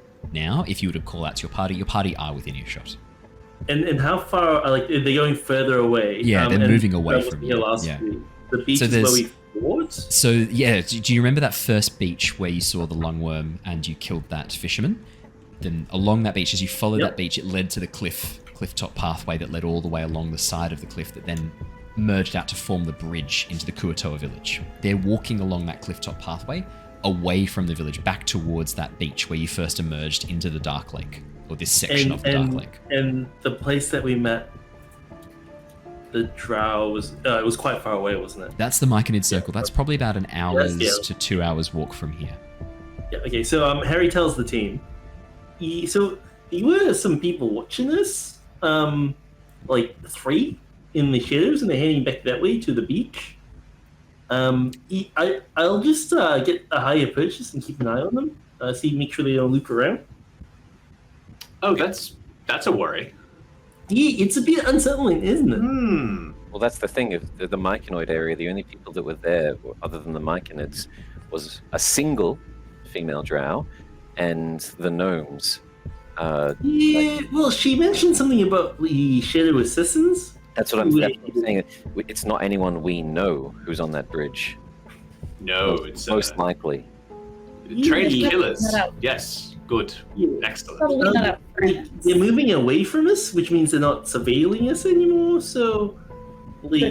They're moving away from us. Where are they going? Yeah, that's what I'm a bit curious about. Well, maybe they're setting up to ambush us later. Or they're heading to the Myconid area that is less protected now. The That's ambush not bad. documents. Yeah. So should we keep an eye on them? Do you want me to see? I wouldn't go too close, but follow them for a bit. I mean, in any case, we should probably head back to the Myconids anyway. So, perhaps. Yes. Yeah. Harry, I'm not sure how your adventuring party works if you're the usual scouts, but previously it was thought to be safe for people like Niles to head ahead. I wouldn't want you to get hurt traveling by yourself right now, however. We know there is danger in front. Yep. Yeah, that makes sense. Yep. We usually just wing it. We don't really have a. That's why I like you, Harry. Wing it. And then we hop to it. Oh my god. They might be able to hear us. The studious planning Bartholomew is questioning if this is a group he's going to join. He's planning okay, plan A, plan B, plan C. Harry just we usually wing it, and everyone just really happy, smiling and nodding as he says. But it's I am a Harry, professional. how do you, when you have an assignment, when do you normally start it? Oh yeah, the night before. But I said it in my head a week earlier. While playing Rocket League.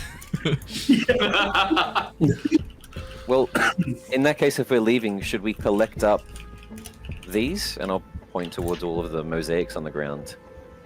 The pieces. Don't know if they'll fit in the bag here, but I mean, we have a big holding. We can check them with mine. do you think that? Yeah. Oh, okay. Put them in the bag, I think. The mural is about like 4 meters tall and about 12 meters wide. Yeah, I was gonna say The number of would- pieces you've taken It to seems assemble. like one of those relics that a museum and especially the university would want to study. I mean, So- if- so We what take if- some of the central parts. We just need to like the- break it by more. Oh, historical society would froth this. Just Yeah, exactly. Like Davian was here. Like if we could bring this to them, not only would it be important to them, but they might pay a little bit for it. Take like the central bit. if the Oxenford Historical Society was to be told about this, they would launch an expedition immediately. they would. They How heavy are they? Like the entire thing, or each of the individual Each, pieces? like in each little piece. The And how many pieces, yeah. pieces? Depends on the size a little bit. They vary sort of between roughly 1 kilo to about 4 kilos per chunk. Okay, and how many chunks? Yeah. Oh, there's like 80. How many chunks exactly on, please? There's like 80 chunks, more than. Be So a we're, like, number just between running 80, the let's legit- say. the Okay, best, 83 yeah. chunks. 83 chunks. Okay, If we so, each grab about 10, yeah, and put the smaller ones in the bigger holding. exactly. Yeah. And I'll If we do just that, tuck you we're in going to get my a point of pocket. exhaustion in 10 minutes of walking. Okay, well, let's just maybe we should just hide it, since no one's watching, and then give the university instructions on how to find it. Sounds like a plan. Well, there's one way that works, and I'll kick one of the rocks over the edge into the water below. But that would be a bit hard to find later. We're not the ones finding it, the society is. You're gonna send them up against the water leviathan? We'll tell them. But there's a lungworm in there.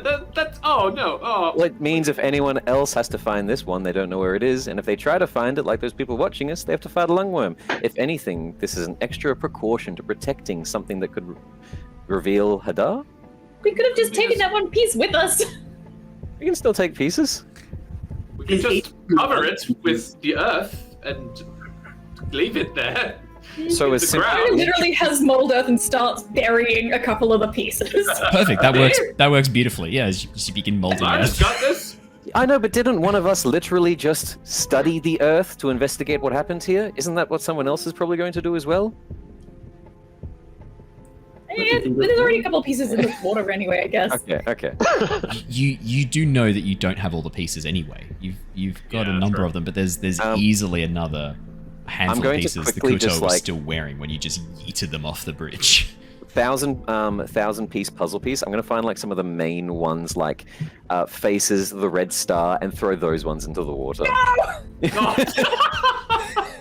This would take time. There would be an opportunity for people to go, if you I'll wanted grab to. like the red star one first, Yeah. and then toss that one as well.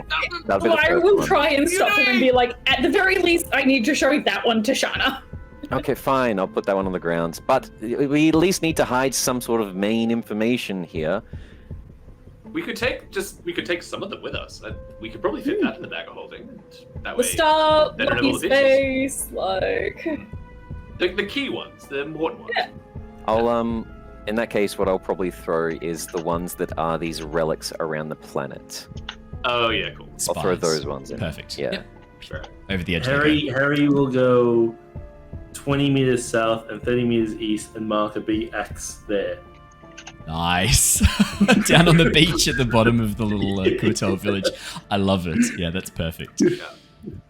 And then are we just taking several pieces just for our own I think so. keepsake? All right. Yeah. Yeah, I think So so. anyone, It's already happened. so you want to add call them mural fragments, and then in brackets, red star, Loki's face, or Loki and Sinmari. So red star, Loki and Sinmari. What were the other ones you wanted? I can type these out too if you like, and you just copy and paste them. Yeah, please do. Lyra's gonna carry the red star. Okay. I Okay, think in that those are case, the main so ones. Loki. So it's just mural piece, Loki and Sinmari, and Lyra, Yeah, I you think can just those add three. mural piece, red star.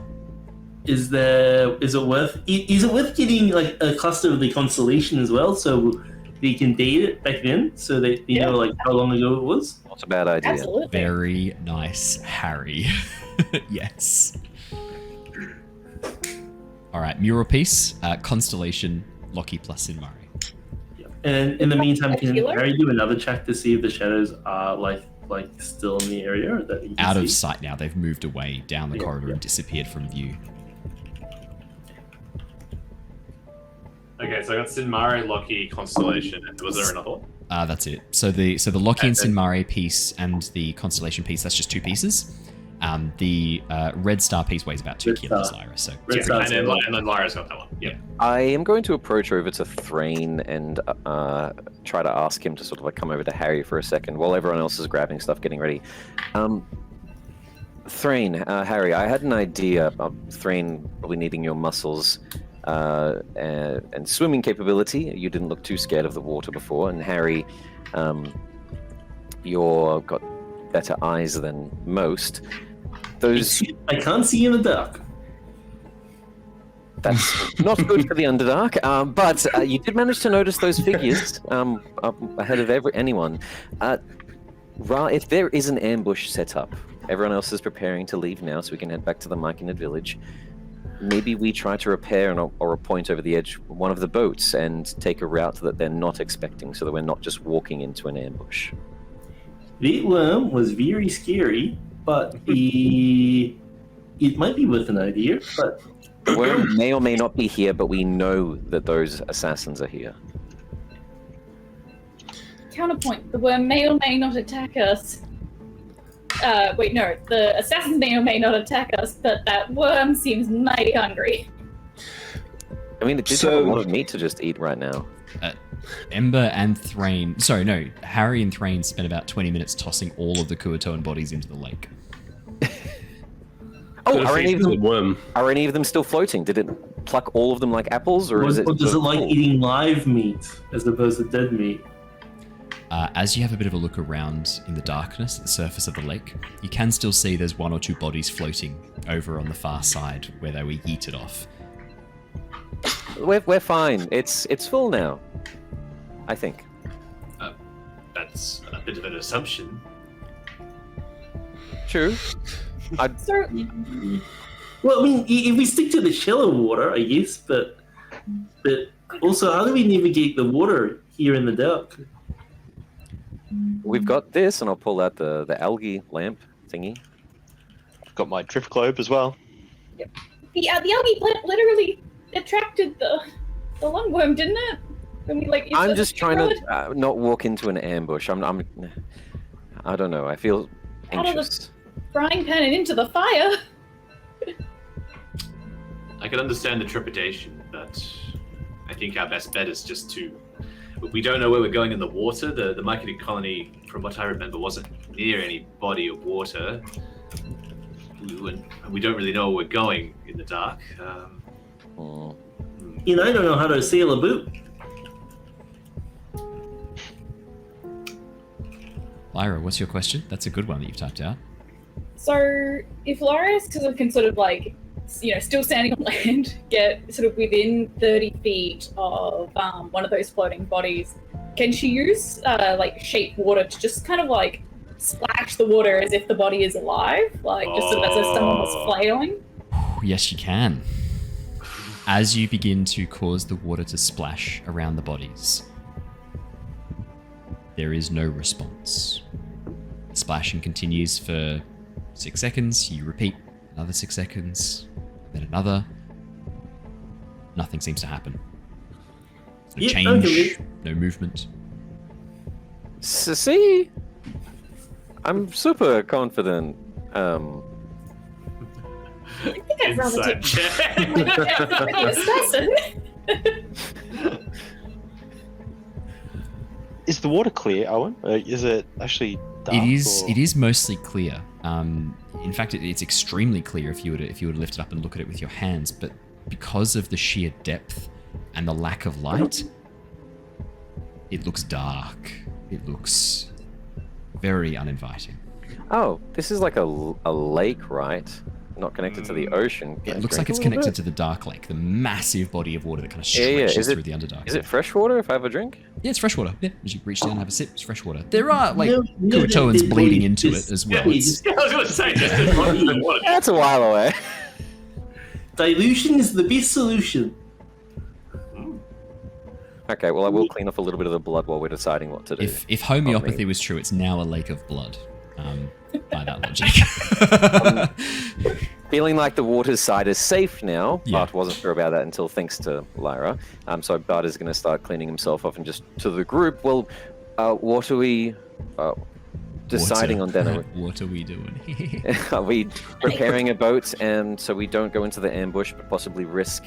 Like all of you said, even if this isn't here, we don't know where to dock, we don't know where to go on, so that is the unknown factor. Or do we want to risk a fight with these... Worst case scenario, that's the way that I plan things out. I'm a bit of an overthinker, I guess. If a fight does break out, I don't know about any of you, but I am exceedingly exhausted, very injured. I tried like summon a bit of magic at my fingertips and it just... Well, See, we can- Threign says he could take one-on-one anyway, so like it only mean that it'd be Wait, only one? 5 against 2. Oh, well, if he takes 2, then it'd be 5 against 1.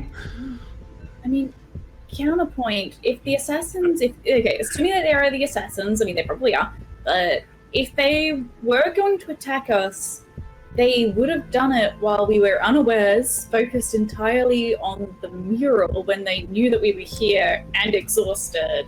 That's I true. mean, it seems more that they're probably on a reconnaissance mission to, maybe see what we know, something else completely.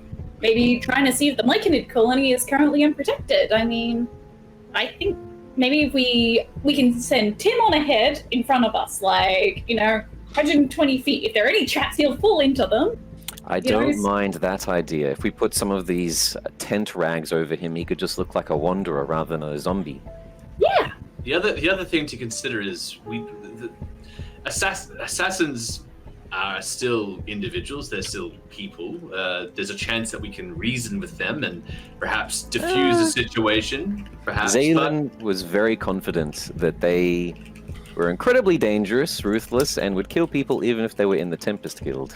I mean, all I'm saying is the waters here are pretty ruthless as well. So I think I would rather take my chances with something that I'm at least a little bit prepared for, rather than something I have no idea about. How fast were they moving, Owen? How fast were they Very slowly, moving? carefully and slowly. They were moving as quickly as they could, but they were more focused on making sure that they were unseen. Their focus was on stealth rather than speed.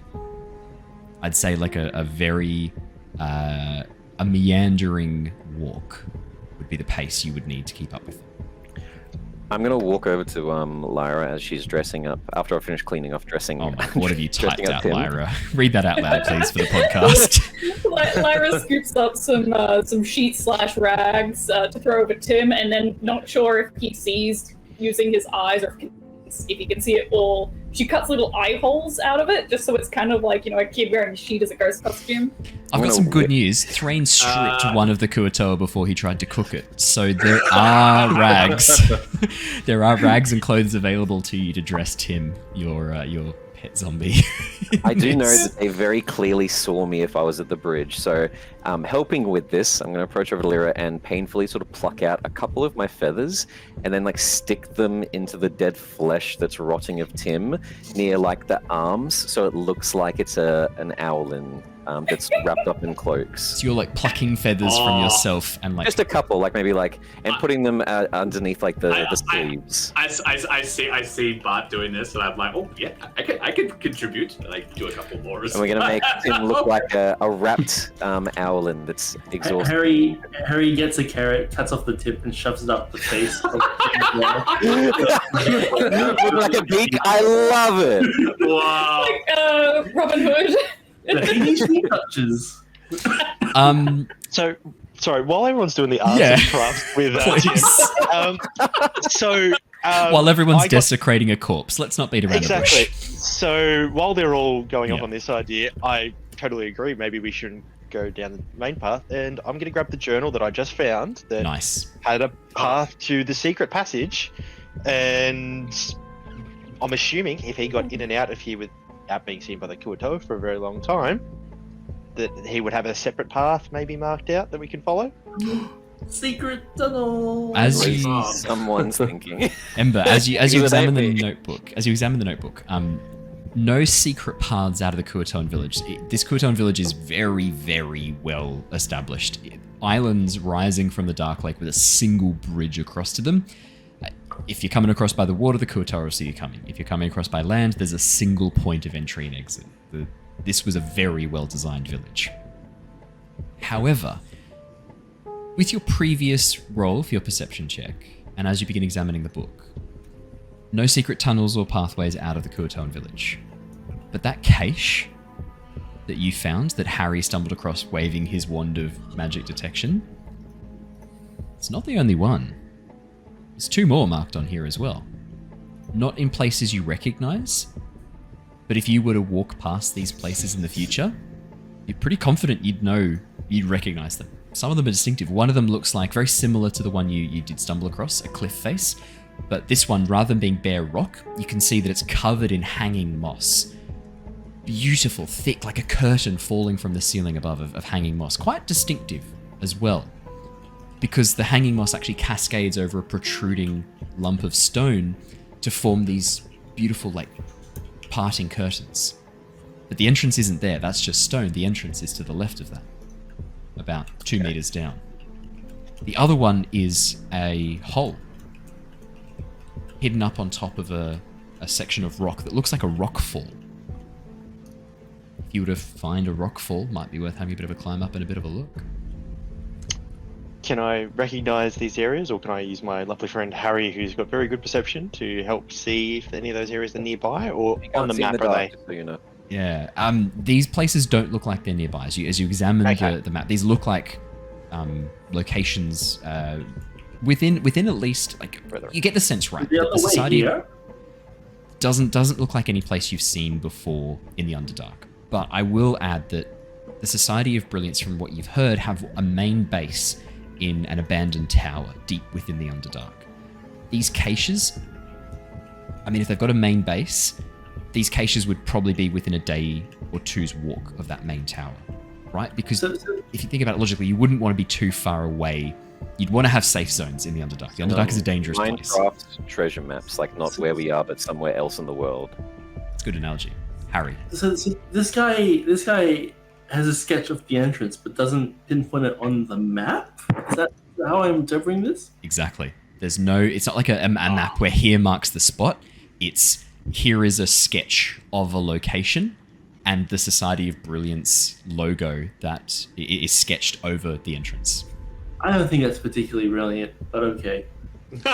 Well, if you think about it, you don't want to lead people to your secret caches, so it kind of implies you need a level of understanding. Like, you'd have to have a rough idea of where these locations are. And if there is a map that leads to these spots, you wouldn't want to have the map and the entrance on the same sheet of paper. Yeah. You'd want to have them in separate places. It could be like, as long as it's somewhere in the map, like you don't have to show you where it is on the map. It could just be like you walk past one day and you're like, oh, that looks like this. And then you know where it Nuclear is. keys, almost like like 2 things that are needed together. Exactly. Yeah. Lyra, Does I Ember will tell get... us this? Sorry. Does what, sorry?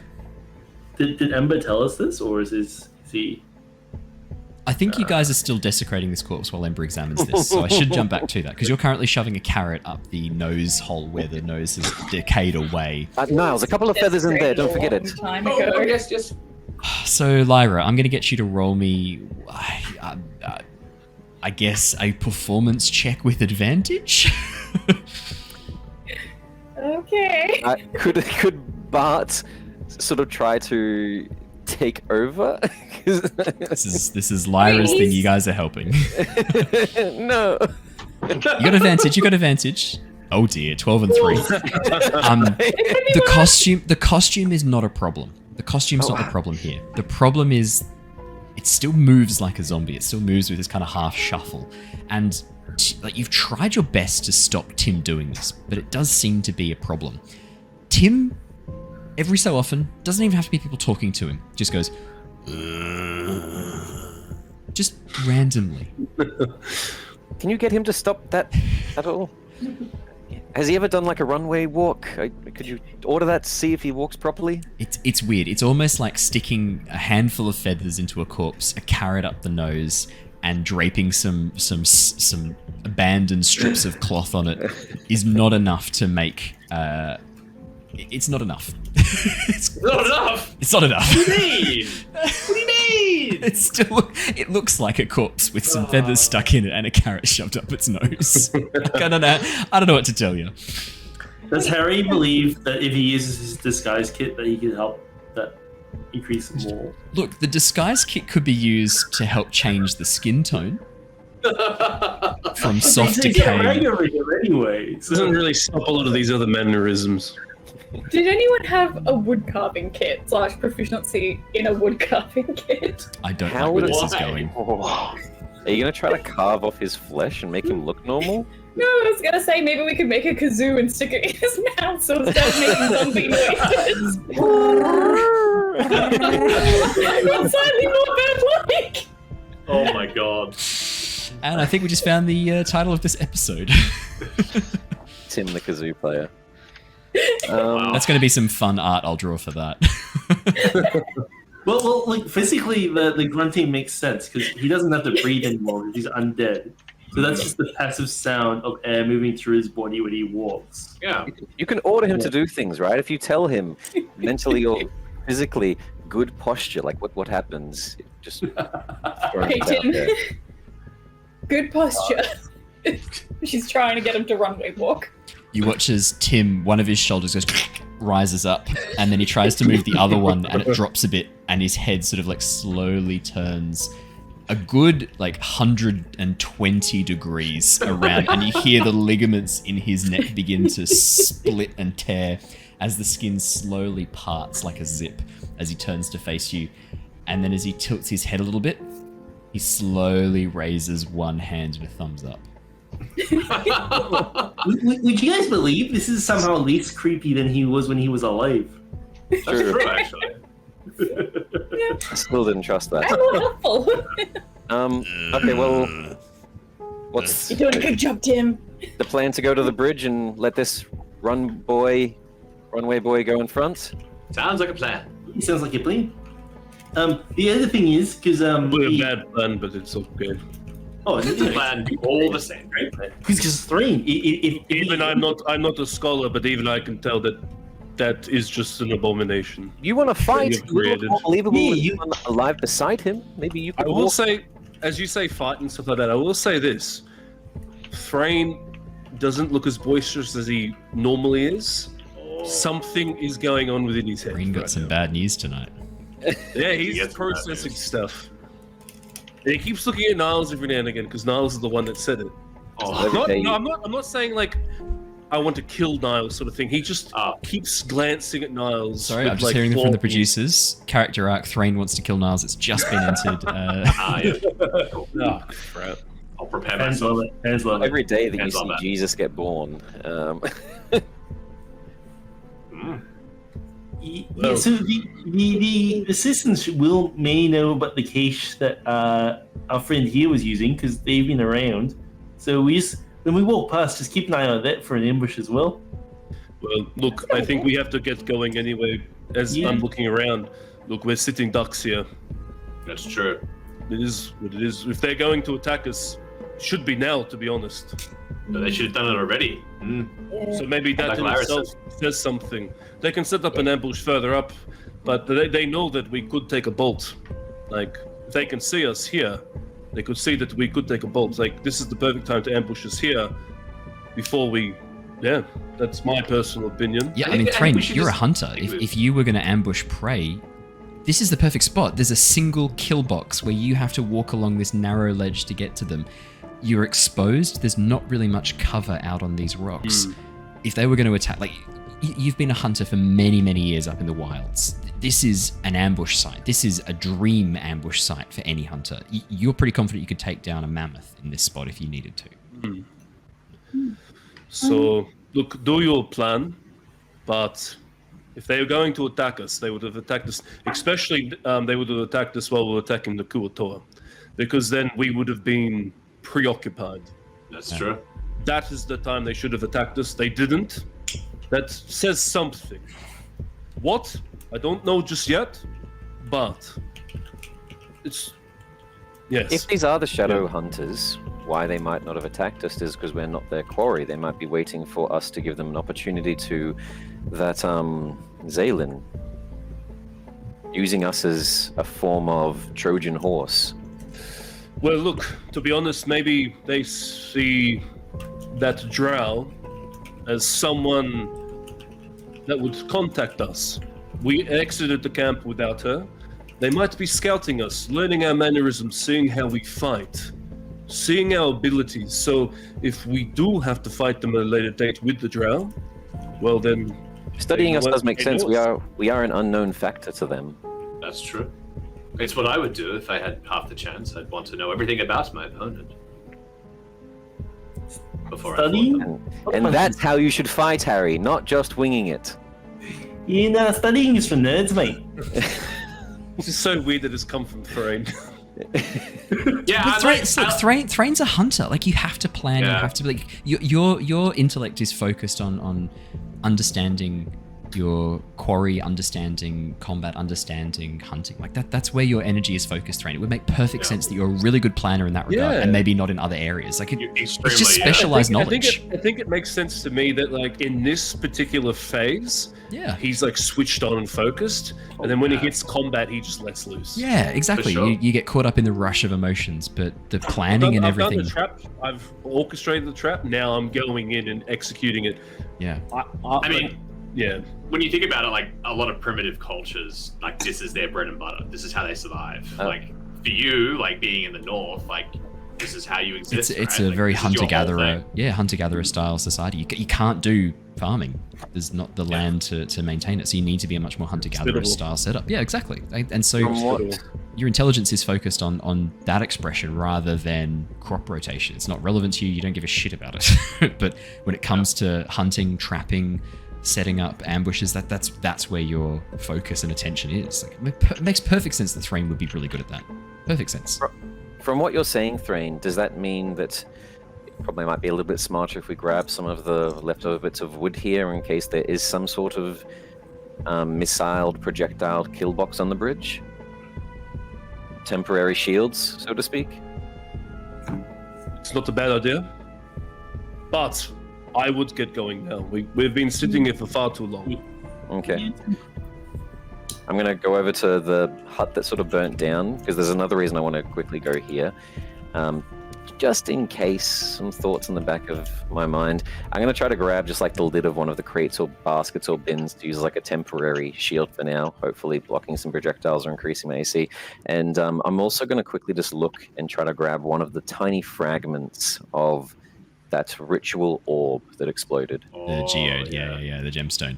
Absolutely. You can pick up. There's actually a pot lid which is mostly unsinged. There are sections of it that are singed, but as an improvised shield, this looks like it'd provide +1 AC. Okay, perfect. I'll grab that for now. Yeah. And I'll pocket that gem.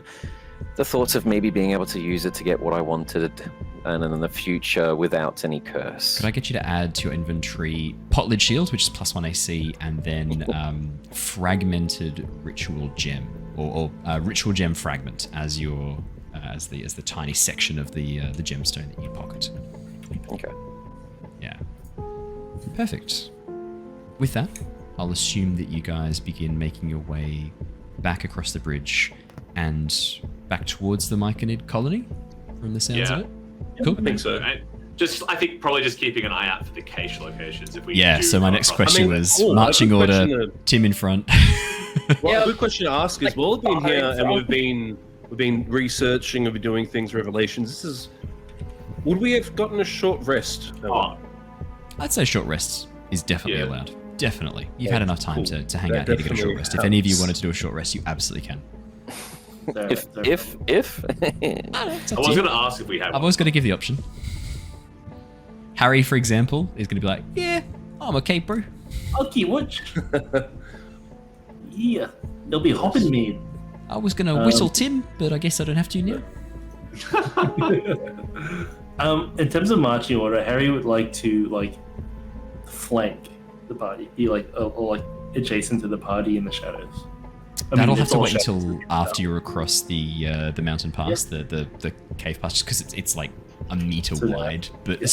as soon as you're out of there, you're good. Yeah. Just remember you don't have dark vision. I do But see I- Harry.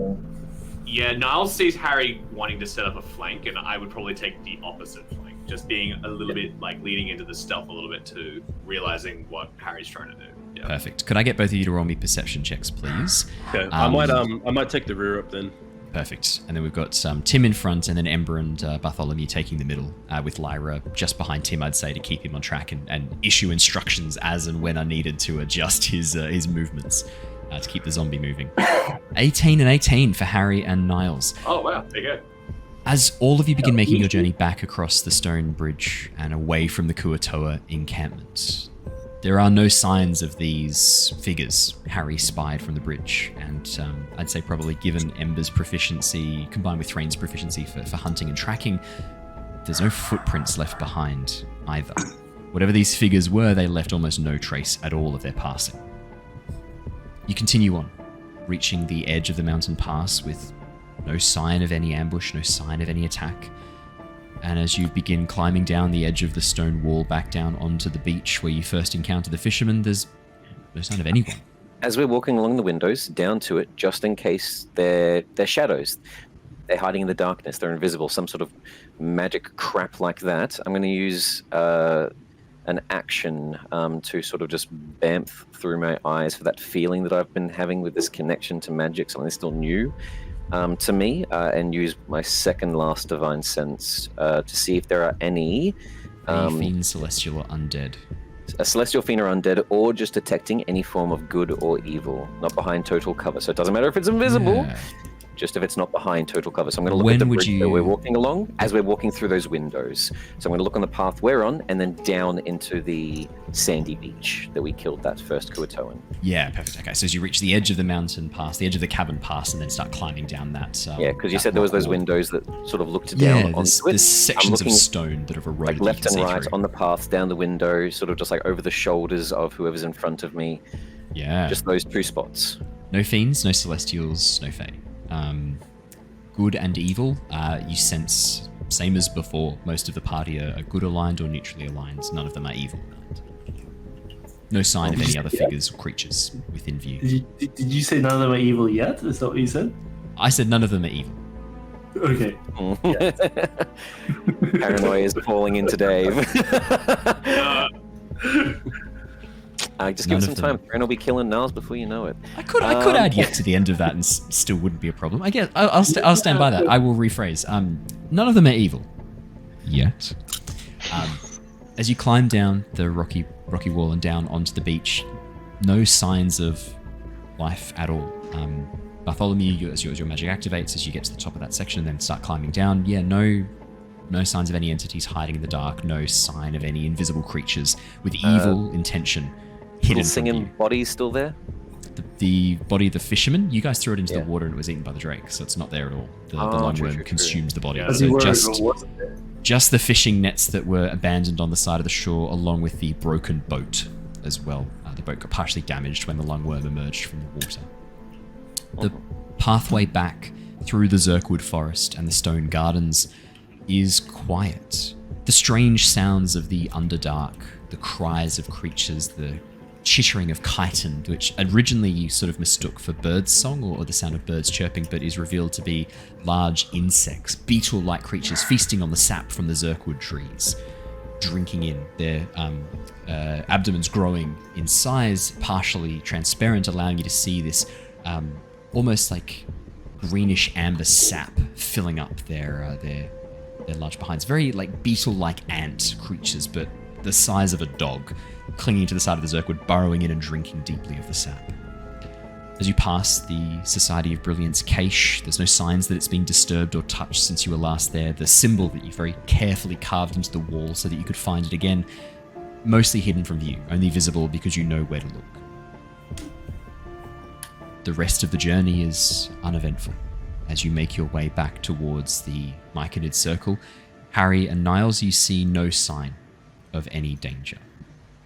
However, with an 18 for both of you, as you pass through the final section of the Zerkwood Forest towards the Myconid colony, you hear the sound of something large moving through the forest. Carapace scraping on chitin as the woody stems of the Zerkwoods reveal hints that something is moving through them. This almost scraping, sonorous sound echoing through the Zerkwood forest. And as you approach the Myconid circle, you watch as the hook horror spore servant that you had seen before emerges out from the gloom, claws raised, and then freezes as it sees you. Slowly lowers the two hooks, the large spore like bracket fungus emerging from the side of its head, quivering for a moment as a cloud of spores is released, and then that familiar connection in your minds once again forms as the rapport spores are fulfilled. Lyra, as you wave at the spore servant, the hook horror spore servant, you watch as it sort of and then lifts up one of its claws and then slowly rotates it side to side and then lowers the claw, the massive hook, and begins moving back into the forest again. Is the noise that they heard, do either of you mention that like something's nearby to be be careful? If we're like nearly there, I would just be like, there's something big out there, I think. Don't know what it is. That's all the warning you guys need then for the hook horror to not be a surprise as it emerges through the woody forest. Also, it was the thing. It was the hook horror, yeah. Okay. I was going to ask if it was stomping or slithering, because I do remember way back in the very first Underdark session, giant slither marks on the ground. We'll come back to them at a later date, don't worry. As you enter into the Myconid circle, you can see the various Myconids, those that remain moving around, completing tasks, the various spore servants moving around as well. Sitting in the very center of the large open area where you first arrived, you can see the three Sverniblin sitting down, eating food, rations from a backpack and drinking water. And as you approach, they wave excitedly to you. And that is where we're going to wrap up for tonight, because that is going to be part of a larger and longer conversation I want to do all together. Now, the question I have for Dave, is there anything that Harry would want to do in the Myconid circle? Or do you want to have a bit of a think and message me in preparation for the next session? Do you want to have a week to think about what Harry would want to do for the next couple of weeks? Yeah, the next couple of sessions. Sure. And I'll if you know now, tell us, because that'd be awesome. Yeah, nothing comes to mind. Harry's just a very happy-go-lucky thing. So no, fair enough. Perfect. Well, then let's have a bit of a think. I'll have a bit of a message with you as well, and we'll figure out what we want to do with Harry for the next couple of weeks while you're away. 4 weeks. 4 weeks. Perfect. 4 weeks worth of stealing from dead bodies. Yeah! Yeah, let's go. There's so much loot. I'm wondering if have Harry... a proper shield by the time we see each other again. I was wondering if Harry wanted to team up with Zaylin for a little bit. I mean, if you were planning on escorting Zaylin out of the circle, maybe that's something you guys could do as a team, and then Harry and Zaylin could take off, and the rest of you could continue on your journey down towards the Underdark forges, down towards the mines and the forges that the Stone Giants operate. That's something we'll think about. We'll come up with that for later. But from all of us here tonight, thank you so much for joining us. That is all there is for this session. The good news is that if you are one of our YouTube members, then you are watching this early. You are getting access to videos as soon as they upload. No more waiting for the scheduled release dates. You have already got access and you've enjoyed this earlier than everybody else. So lucky you, and also thank you so much for being a member of the Tempest Guild. If you're watching on Twitch, don't go anywhere. We are going to go and raid one of the other lovely channels that we like to check in on. In fact, I can tell you who we're going to raid right now. We're going to go raid Fantasy Forged, who actually came in and said hi to us before. So let me load up that.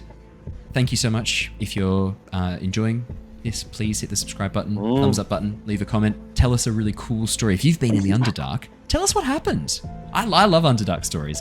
You don't see enough of the Underdark in D&D campaigns. I am very much enjoying getting to explore it now. So it's fantastic. And if you're a big fan of lore dumps, then this was definitely the episode for you.